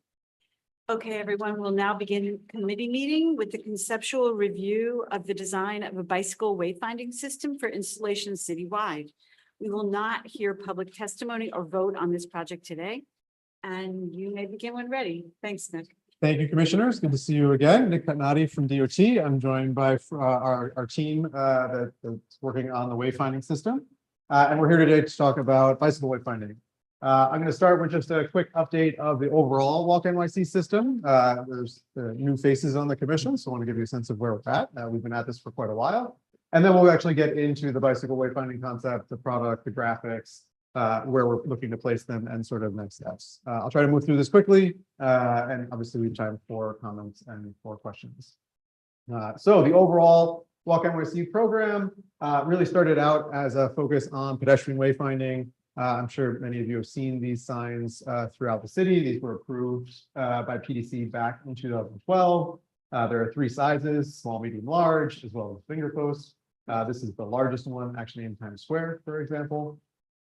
In 2013, we expanded that system to really focus on bus riders as well as the transit system and cycling to a small extent. So we have our SBS signs. These are installed at select bus service bus stops. They do have real-time passenger information, but still the same map-based system overall. We also developed a bike-focused wayfinding map that's on our city bike stations, and you'll actually see that really form the starting point or the jumping off point for the system we're presenting to you today. And then not actually in the commission's purview, but we did work with MTA to develop a new version of their neighborhood map that's in the subway stations. And so they printed this and installed them at many subway stations. The system overall is built on some really key principles. Language and graphics is first and foremost, making sure that it's very simple to use, simple to understand, that any text or language that's on these signs is also something that you would see in the public realm. So it's easy to sort of match things up in order to orient yourselves and find the location that you're looking for. And then obviously making sure the system is consistent. So the same map that you see in Queens shows up in Brooklyn, Bronx, Staten Island, and so on and so forth. And then we're really focused on clarity so that people can get to where they're going. The system really revolves around the map. It's the heart and soul of the system, so to speak. And we've spent a lot of time developing this map. We now have a full GIS database of this map for the entire city. We're constantly updating it. The team spends a tremendous amount of time making sure that the information continues to be accurate. We also work very closely with NYC and Company, as well as a whole bunch of other organizations, so that this really serves as the official tourism map of New York. So anytime you're seeing those paper maps handed out, most of the time it's going to be the Walk NYC system. In terms of how the map is used, on all the signs, it's heads up. And this is a really key component. This will apply to the bicycle signage as well. But it means the map is oriented in the direction you're facing, not north up. So it makes it a lot easier to understand where you're supposed to be going, as opposed to trying to reorient that in your brain. This followed years of user testing and surveying to actually arrive at this decision, and is how the system has functioned now for over a decade, which is very exciting. We have a little over 800 of these signs installed, so we've been doing this a while now. We've got some really good information on that. This is a quick graphic of the distribution, and we're really pleased to see the system as it is, and it's going to continue to grow through our capital projects and as we get additional funding to install more pedestrian signs. Now, to get to why we're here today, focusing on expanding the system to really fill a gap in the information need when it comes to cycling. Today is a bike day, I guess, for DOT, which we've been talking about quite a bit.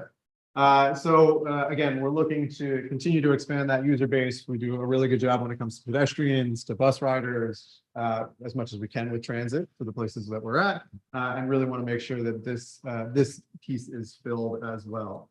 And you may ask why. We covered this a little bit, of course, earlier today, but cycling is continuing to increase in the city. It's really an important means of transportation. And one of the sort of barriers to being able to cycle through the city is understanding where you're needing to go, right? And feeling like you can get there in a safe manner. So the whole goal of the system is really to connect people to those new routes that we're building. We've got over 1,500 miles of bike lane now as of 2022. That's gone up since that statistic. and we're building tons more each year. And so we want to make sure that we can direct people to those facilities so that they can feel safe in moving around the city on a bike. Again, really, these are some of the key benefits that we see. Obviously, navigation is important as a pedestrian, as a cyclist, as a motorist. You want to know where you're getting to go. This is really addressing that.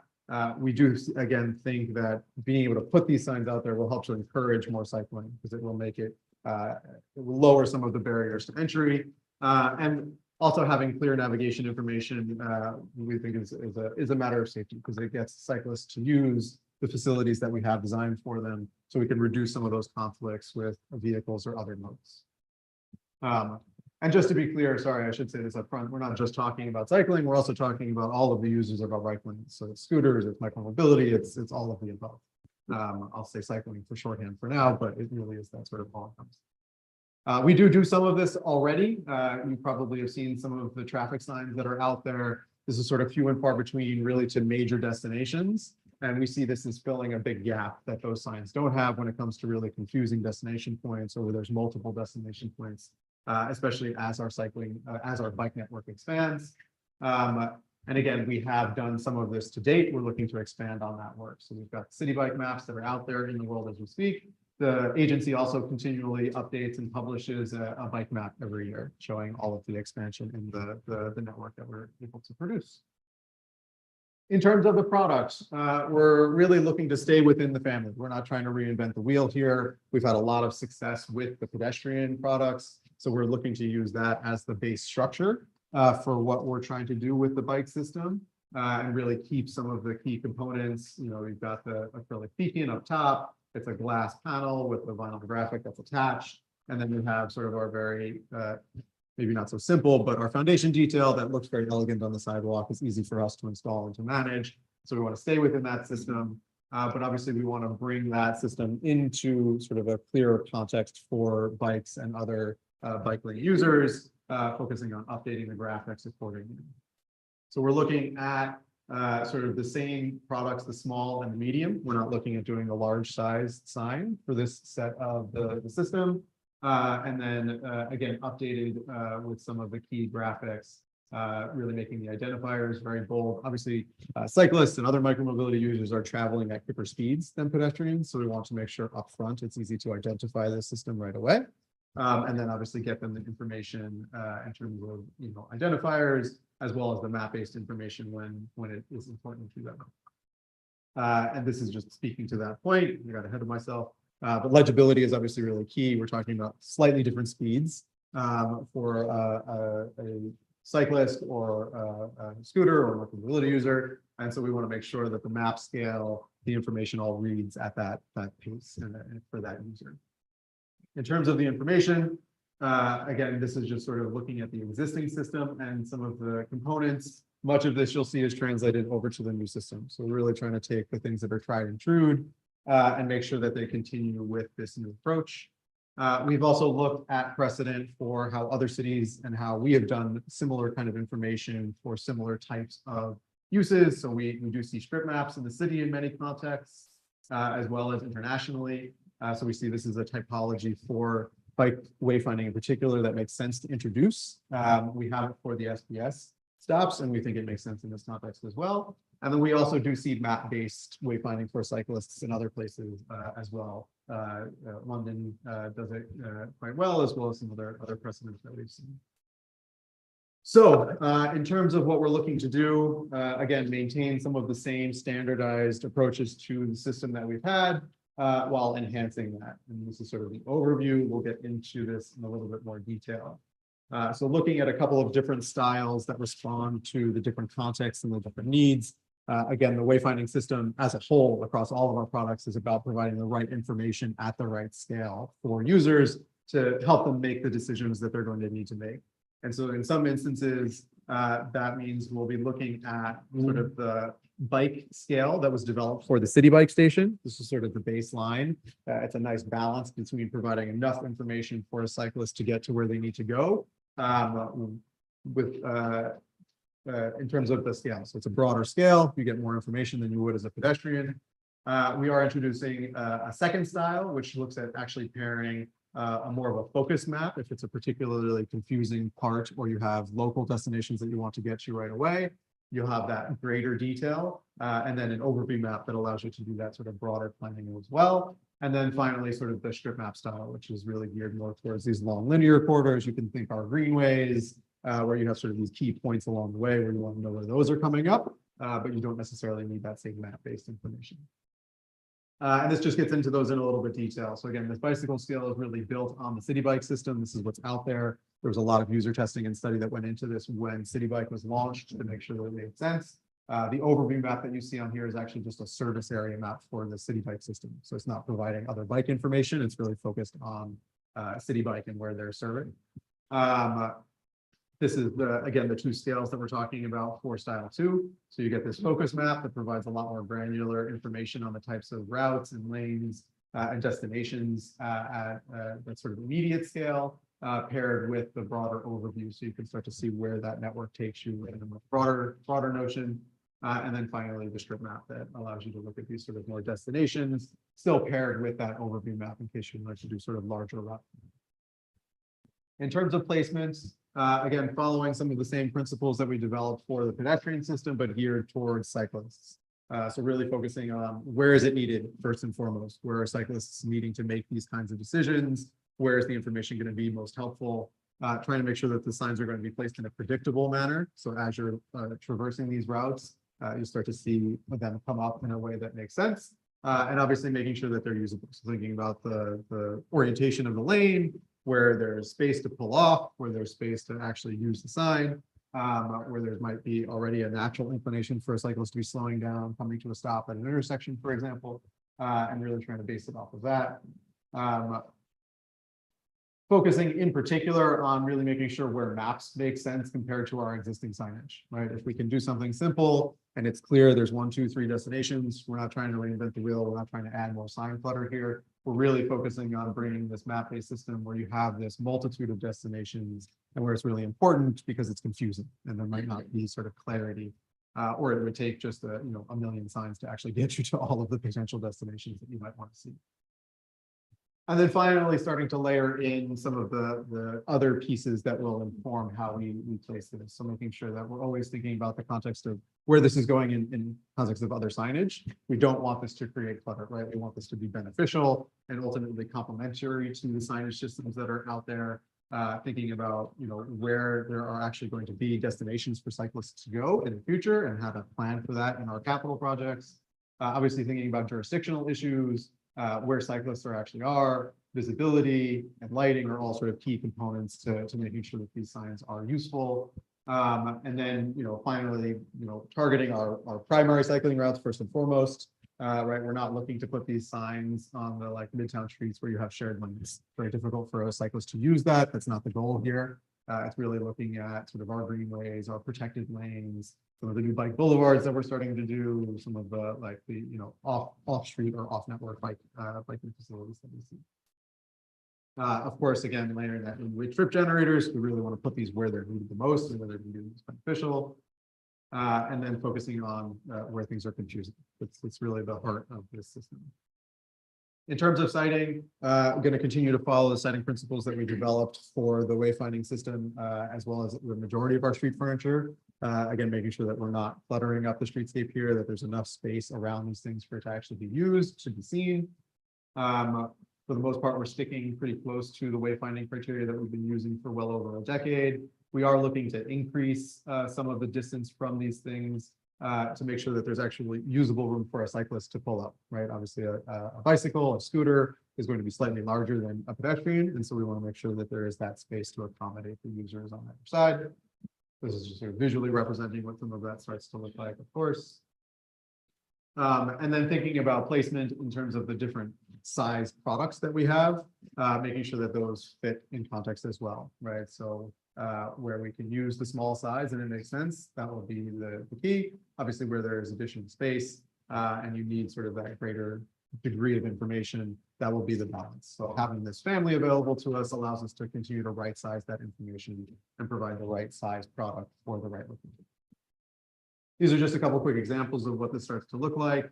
Again, focusing on the different styles and how those will be placed. So this is looking at that bike share style map along one of our greenways here. This is at Flushing in Washington, for example.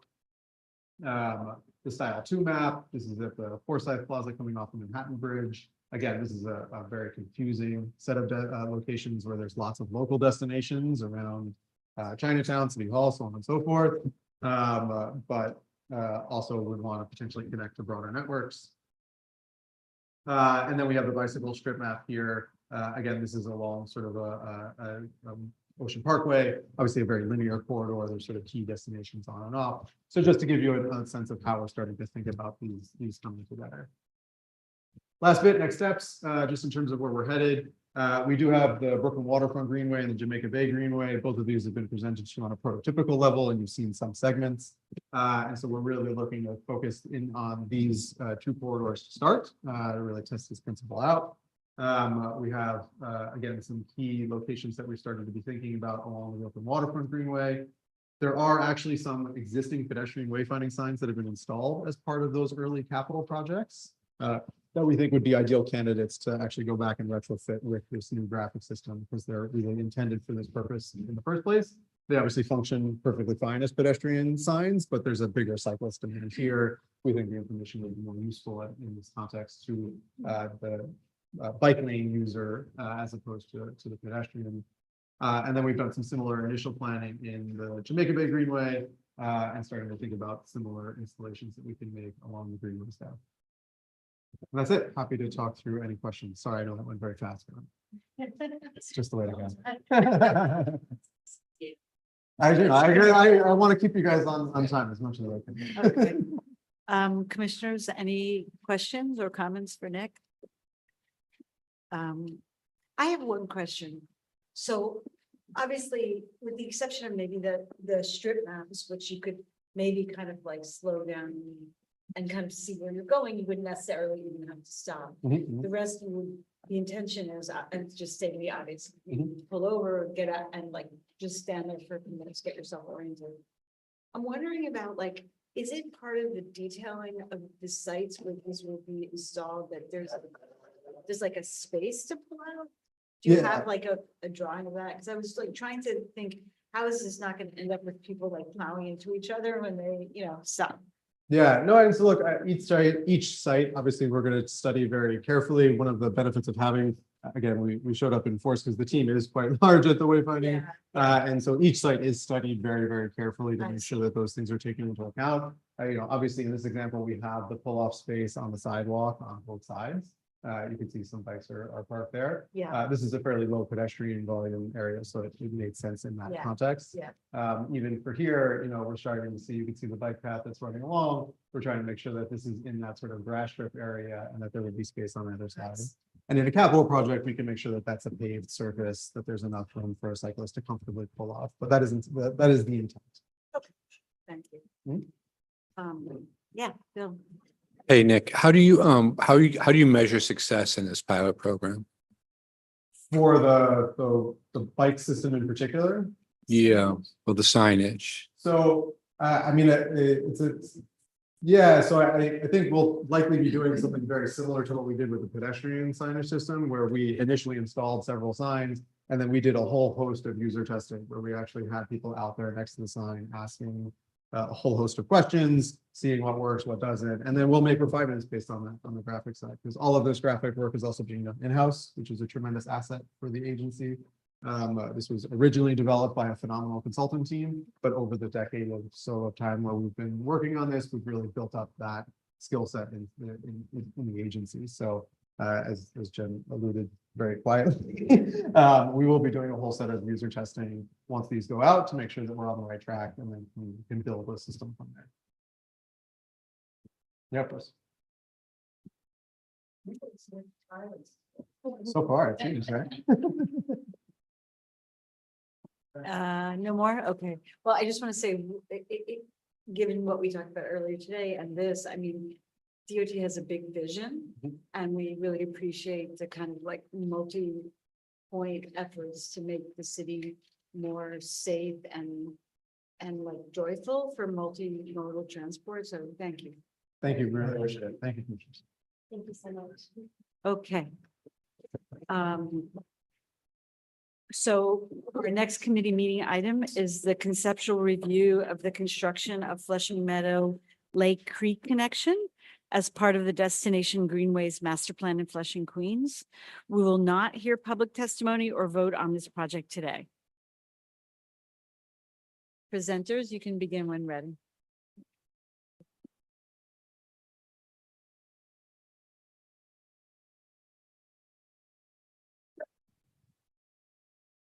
This is on as well, first slide. Sure. First slide, then to Sorry. advance, and then to leave it. That's okay. Yeah, we'll have to right-hand it off.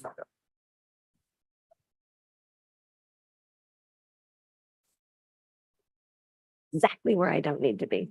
You can begin when you're ready. Great. All right. Hi, good afternoon, everybody. My name is Mitchell Loring. I'm a project administrator at the Environment and Planning Division at New York City Parks. I'm joined by Beth Franz today of Quinnell Rothschild Partner, our design consultant on this project, and also our design consultant on the larger planning process that we undertook. Quinnell Rothschild and Partners. Oh, my goodness. I think we did, yes. Thank you. As I was saying, Quinnell Rothschild Partners also worked with Parks on the overall planning process of Destination Greenways. And to say a bit more about that program, the project that we're showing you today is the first of several new Greenway projects that the agency has under design right now.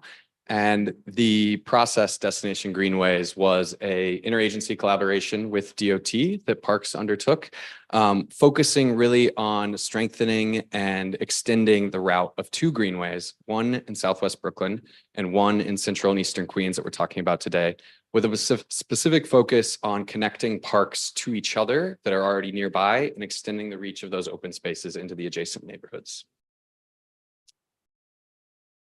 And just really quickly on the timeline of this, we started the Destination Greenways program in 2020. And then in February 2022, we had come up with a list of proposed capital projects throughout the two routes. And we had a pretty robust community engagement process during this program that included 2 virtual public input meetings for both of the routes. It also included some pop-up events along the Greenway routes in the summer of 2021. As well as a project website that we had online for over a year where people could submit additional input through an interactive mapping tool. Engagement and participation in these meetings was really high for the 2 Queens meetings. We had over 100 participants at both of the meetings. And then at the end of the process, we went and gave an update to all the community boards along the route of what the projects were that came out of the process, the proposed projects. And so just to give you a quick summary of what we learned during this engagement process, overall safety was a very big concern of the people that came to the meetings. They wanted to make sure that the park paths and the on-street connections between the parks could be made a bit more uniform, a bit more wide, a bit more protected, a bit more comfortable. Additionally, there was a desire to see the legibility of the full Greenway route increased through additional signage and wayfinding, better signage and striping. And then we also heard requests to have additional amenities placed along the Greenway routes, including more seating, lighting, tree planting, and other vegetated.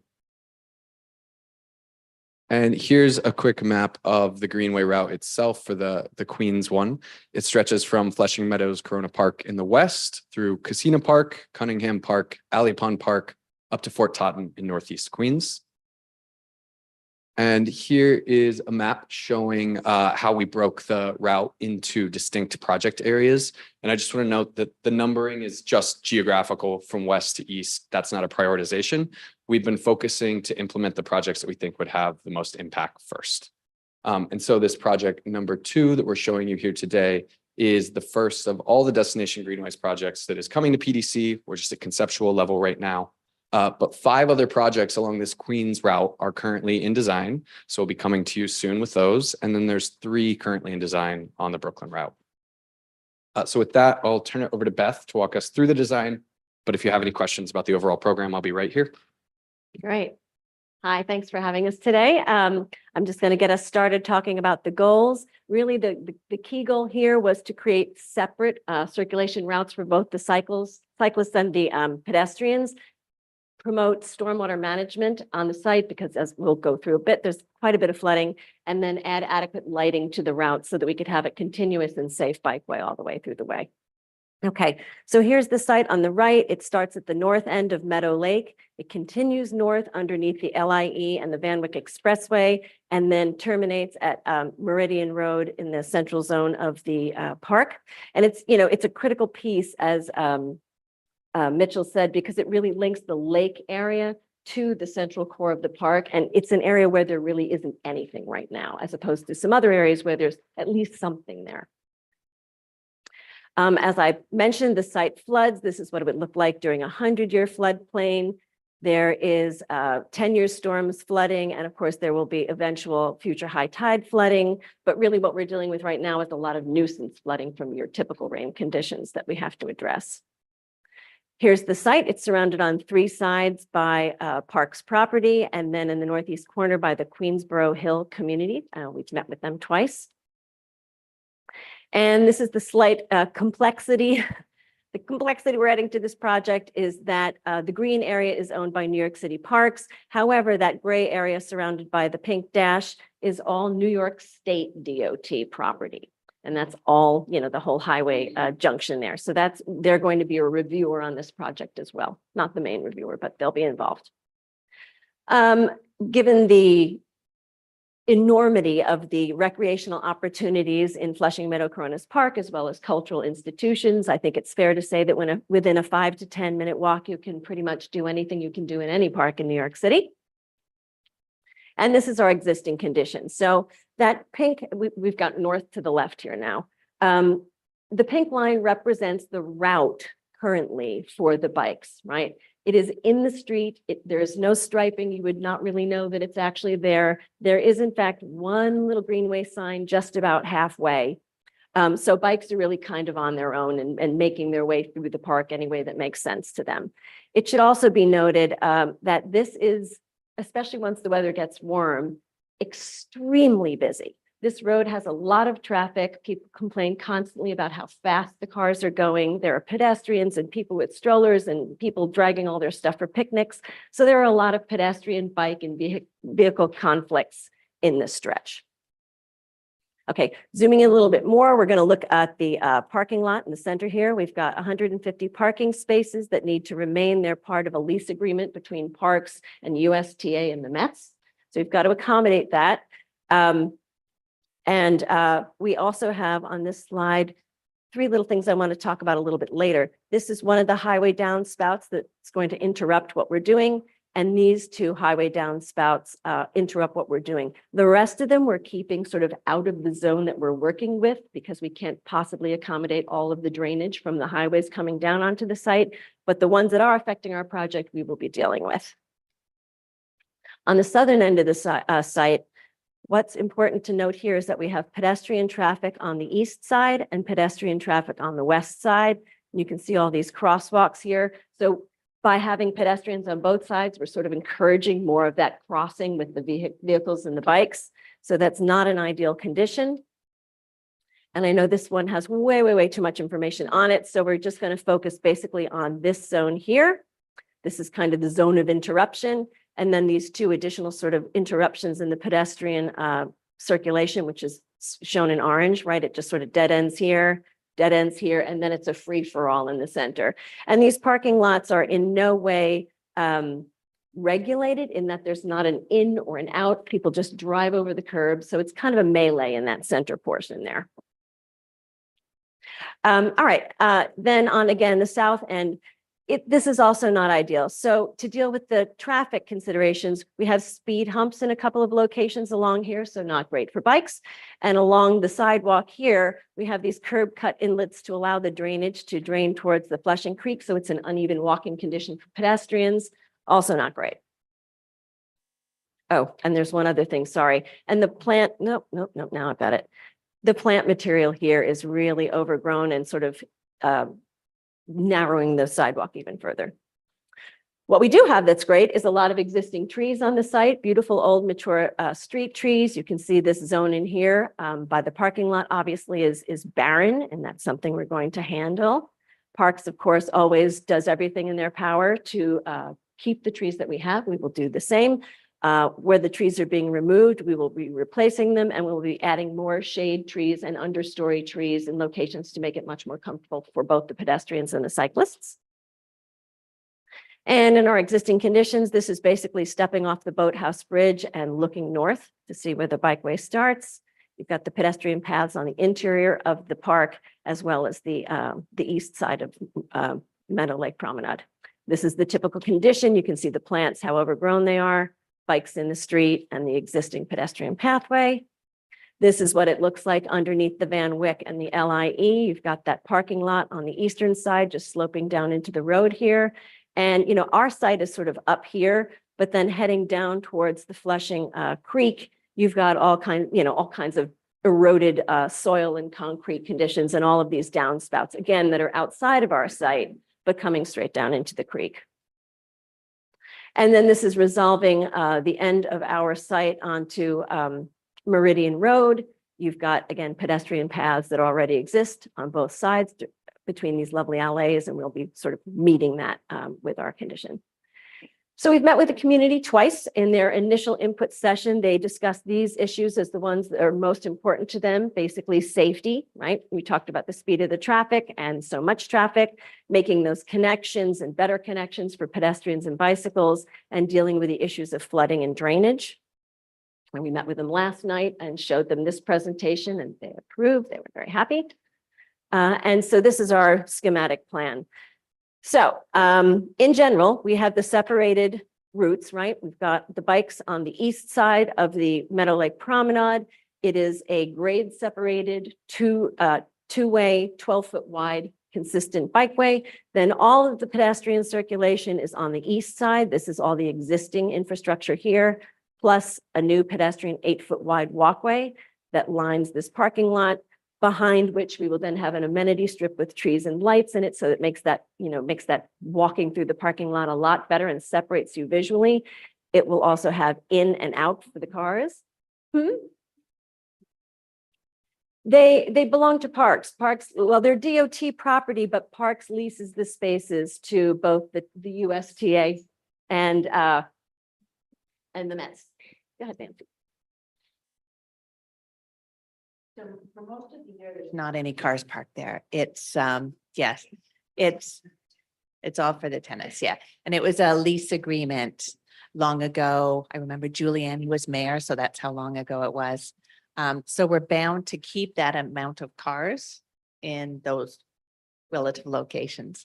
So, but what the designers here tried to do is make going past that paved area, that paved slope, much nicer. They're going to restripe, line, or they're going to line the parking lot to see how to make that pavement as small as possible to get in those trees and, bring a little park back there.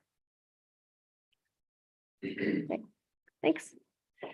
Okay, whoops, we weren't quite done there. All right, so that's the parking area. Then we're going to have a signage, TBD signage, to be located at the 3 decision points. As I know we were hearing before, that's kind of where the signage goes. You don't want a lot of it, but you have it at the key decision points. We're adding an additional speed hump here to slow the traffic on the north side. And then we have kind of a bike respite up here. So it'll have bike repair and seating and bike racks. Okay. There is an existing 3-foot fence. It's a range fence along the side. You can't see it because the plants have grown over and through it. And in the proposed condition, that fence will be set back, obviously, to make room for the bikeway on the east side there. And then we'll be adding a timber barrier rail that's shown in green here in this zone of the DOT area and the parking area to keep the cars from parking on the bikeway once we actually create the bikeway, because they park absolutely everywhere underneath there, underneath the highways, everywhere. So the timber barriers are going to sort of, teach the cars where they're allowed to go and not allowed to go. Okay, the existing lighting, there is a good bit of lighting end to end, again, with sort of an open space, a dead space in here for the parking area. And so our lighting plan will add new lights to infill pedestrian fixtures in the areas where we're now encouraging people to walk, infill a few places where it's, missing or dead or broken. And then we do have to relocate a couple of Cobra heads because we will be slightly in certain places kind of realigning the actual curb line of the roadway here to fit everything in. We'll be using standard parks fixtures that are already out on the site there. So these are the existing lights, the existing fence types and timber barrier rails. And then we'll be using existing park site furnishings, benches and trash, waste receptacles, things like that.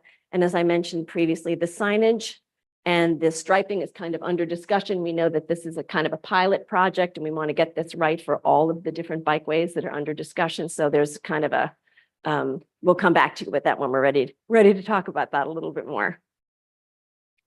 We will be planting a variety of trees out there because we're, interested in biodiversity, but most of these are already on the site in some fashion, and adding some understory flowering trees to again kind of liven up, especially the area by the parking lot.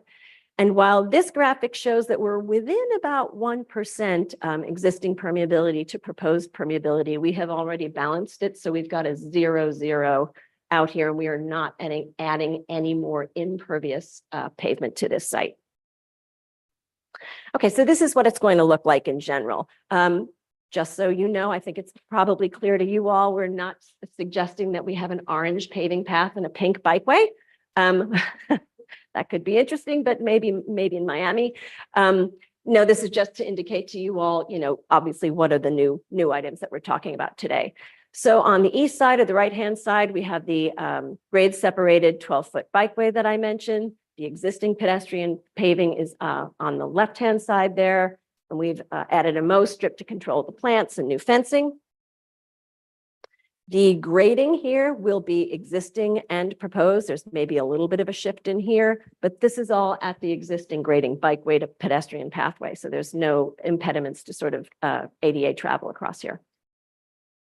We have our first sort of a downspout that I spoke about before. This is the one that comes down and forces the bikeway to go around it because we have the support for the overhead overpass.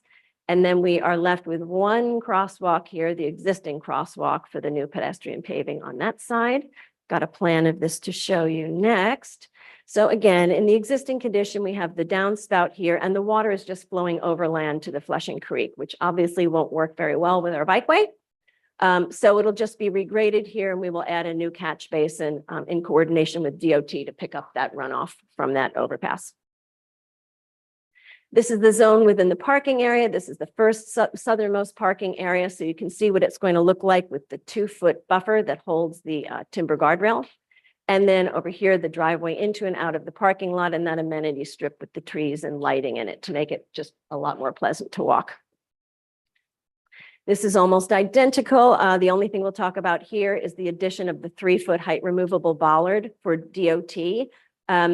It says storage, it's not storage. They're not going to store anything there anymore, but they do need access under there to do all kinds of maintenance. So that's that one. This one we're going to regrade. We're still in the early stages. We're trying very hard to minimize this change in grade to the parking area, but the roadway is moving west a bit to allow for the clearance we need to get the bicycles in on this side. So there's a bit of grading that's going to happen here. And God willing and infiltration testing bearing this out, the idea is that that planting is going to catch a lot of the water coming off the parking lots and keep it from going into the storm system. Further beyond the Long Island Expressway, you can see that the pedestrian pathway has been pulled away a bit from the edge of the roadway, which is great. And we start to swing away from the edge of the roadway here. Obviously, signage and some light poles have to be moved. And then in this location, again, we have our sort of second situation where we have to kind of swing around an abutment. But then both the bicycle route and the pedestrian route are then coming back to that Meridian Road pathway. And this is the area that I talked about before. It's right here where we had the other two downspout situations. This was a demonstration sponge infiltration project between Parks and DOT. It was a great idea. It didn't work. The water table's too high. They're going to come out and the new, sorry about that. The new bikeway or the pedestrian pathway is going to be coming between them. And each of these downspouts already has a massive DOT structure there to accept that water. Okay, and then at the end of the bikeway, really the last sort of feature here is that bike rest area that I mentioned to you before with the repair station, a bench, several bike racks, and then additional trees to really shade this area. You know, we're going to be infilling a lot of trees. And then we just do a crosswalk all the way across Meridian Road, and we are there. So that's everything we have today. We do have some additional slides if you have any questions about Destination Greenway as a whole. The Queens route, we've got some slides about that, or I'm well happy to talk about this project as well, whichever.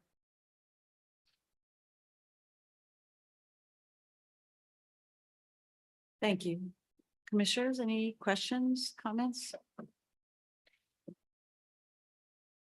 Questions and comments? Thank you for your very animated presentation. Kept us all going after lunch. Yeah, that was hard. I had some questions that I had issued before and you have kind of answered some here, but just for clarity, the bike lane is great separated. The renderings were unclear, but on the section I perceived that the curb is flat. We're not talking about a sloping curb for that grade separation. No, it's not a sloping curb. It'll Okay. be a vertical curb. What is a Like a 6-inch high. 6-inch, curb, so a yeah. typical curb? Yes, right, a typical DOT curb. Okay, and then how wide is that curb? Because I noticed you're also binding the bikeway with a curb on one side when you're along the roadway and then a mow strip on the other. What are those dimensions? Actually, that sections. Yeah, so what we'll have here, this will be a 2-foot wide buffer. In the areas where there is no fence, it's just an open buffer there, but that's also atop the 6-inch curb. Then you've got a 12-foot bikeway, you've got a 3-foot mow strip, and then you have the vertical 3-foot fence. Got it, So we have okay. the 2-foot clearance on the one side and the 3-foot clearance. Okay. 2 foot is kind of the minimum. Great, so that will prevent all of these overgrown plants from growing back in? Yeah, the I idea is having the suppose. mow strip there means you can actually keep them at least out of that area. And then when the bikeway goes and has planting bed on both sides, you will continue the mow strip on both sides? Well, you know, you won't really need the mow strip. I mean, you Okay. need the mow strip here because what's behind there in a lot of cases is a lot of invasive exotics and phragmites and things that, you know, it's almost impossible to control. When we pull it away and we have areas like this that involve new planting, that's probably going to be some sort of a native ground cover or something that doesn't really require mowing, but is very, very low maintenance. Okay. Okay, so you're not worried about that. I would just say, even if it's native and low maintenance, sometimes these things grow very happily. In the summer, maybe just having, even if it's just a 1-foot mulch strip or mow strip may also help just to not have these kind of encroach a little bit onto the bikeway. I think most of that is going to be mowed. Mode, okay. That's what we can manage. We'll really focus on trees and understory trees wherever we can put them. Okay, right. So that answers that question. I also had a question about the DOT storage area. You mentioned DOT is not going to be storing things, but you know, this edge against that area feels a little bit unresolved. What are the future plans with this? So the future plans for this whole area are such that it couldn't really be incorporated into this project. During Destination Greenway, we came up with a whole sort of program that went from the edge here, the road edge, all the way down to the creek. However, in investigating that further, and this is not going to come as a surprise to anybody, the permitting to do that kind of work and dealing with water quality is so massive that it's a much bigger and a much different kind of a project. And, you know, the idea here is to really make this connection as soon as possible so that we can have safety for all these riders. So we kind of split it in half, and that's kind of a phase 2. This is a phase 1. And I could say it's state DOT, not city DOT. Yeah. And not very much grows under there. So although I think that's parks storage of mulch, it might be. It is.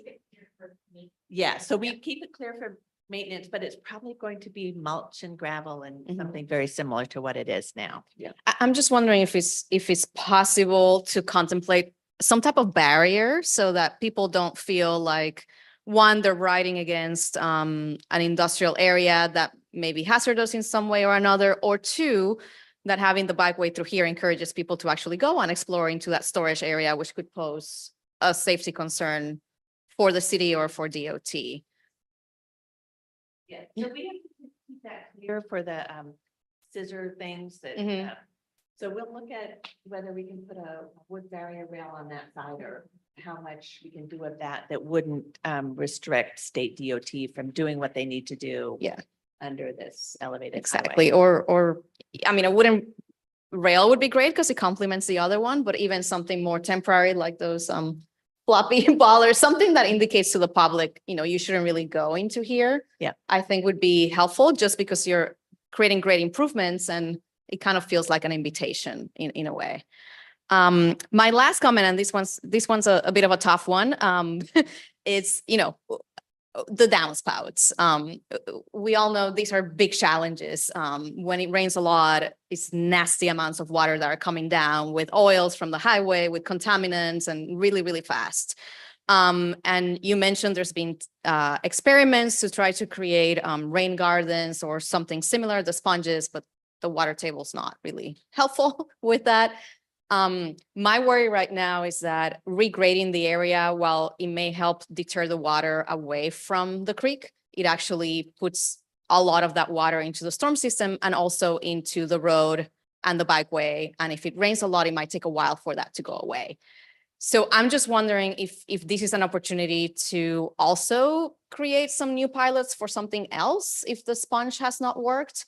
The Bentway in Toronto recently installed, I don't know if you've seen them, but these very large aluminum planters. Yeah, the barrels. Yeah, the barrels are yeah, collecting all yeah. that storm water, filtering it through native plants. And eventually they do have an outlet at the bottom that does lead to the catch basin, but at least the water is slowed down and filtered.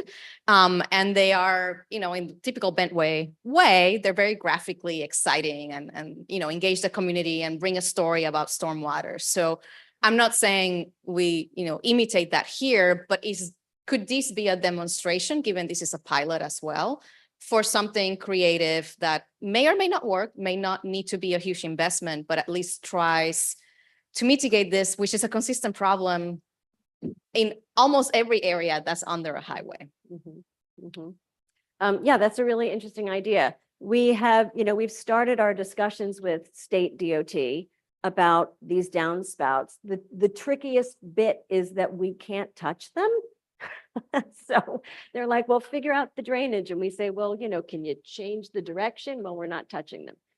So I mean, this is obviously a negotiation with them and we have to go back and forth, and Parks had come to an agreement with them previously about the sponge garden. So we will continue to talk to them about what can we do on our site. As I say, we have managed to keep our site as compact as possible so that all of the things that are waterward of kind of this line are not part of what we need to necessarily address, because, we're thinking about permitting, right? We've got to go for a SWIP. And if we had to address water quality on this site, it would be a budget buster, and a permitting nightmare. So we're trying to minimize the number of these downspouts that we have to address, but I think that's a very good I point. think we can think about, for the downspouts that come down, if we can't do anything with the bottom of the spout, but can we do another pilot that treats the water above the ground? We'll look into that. Yeah. Yeah. Yeah. Yeah. No, that's a great project. I've seen that one. Yeah.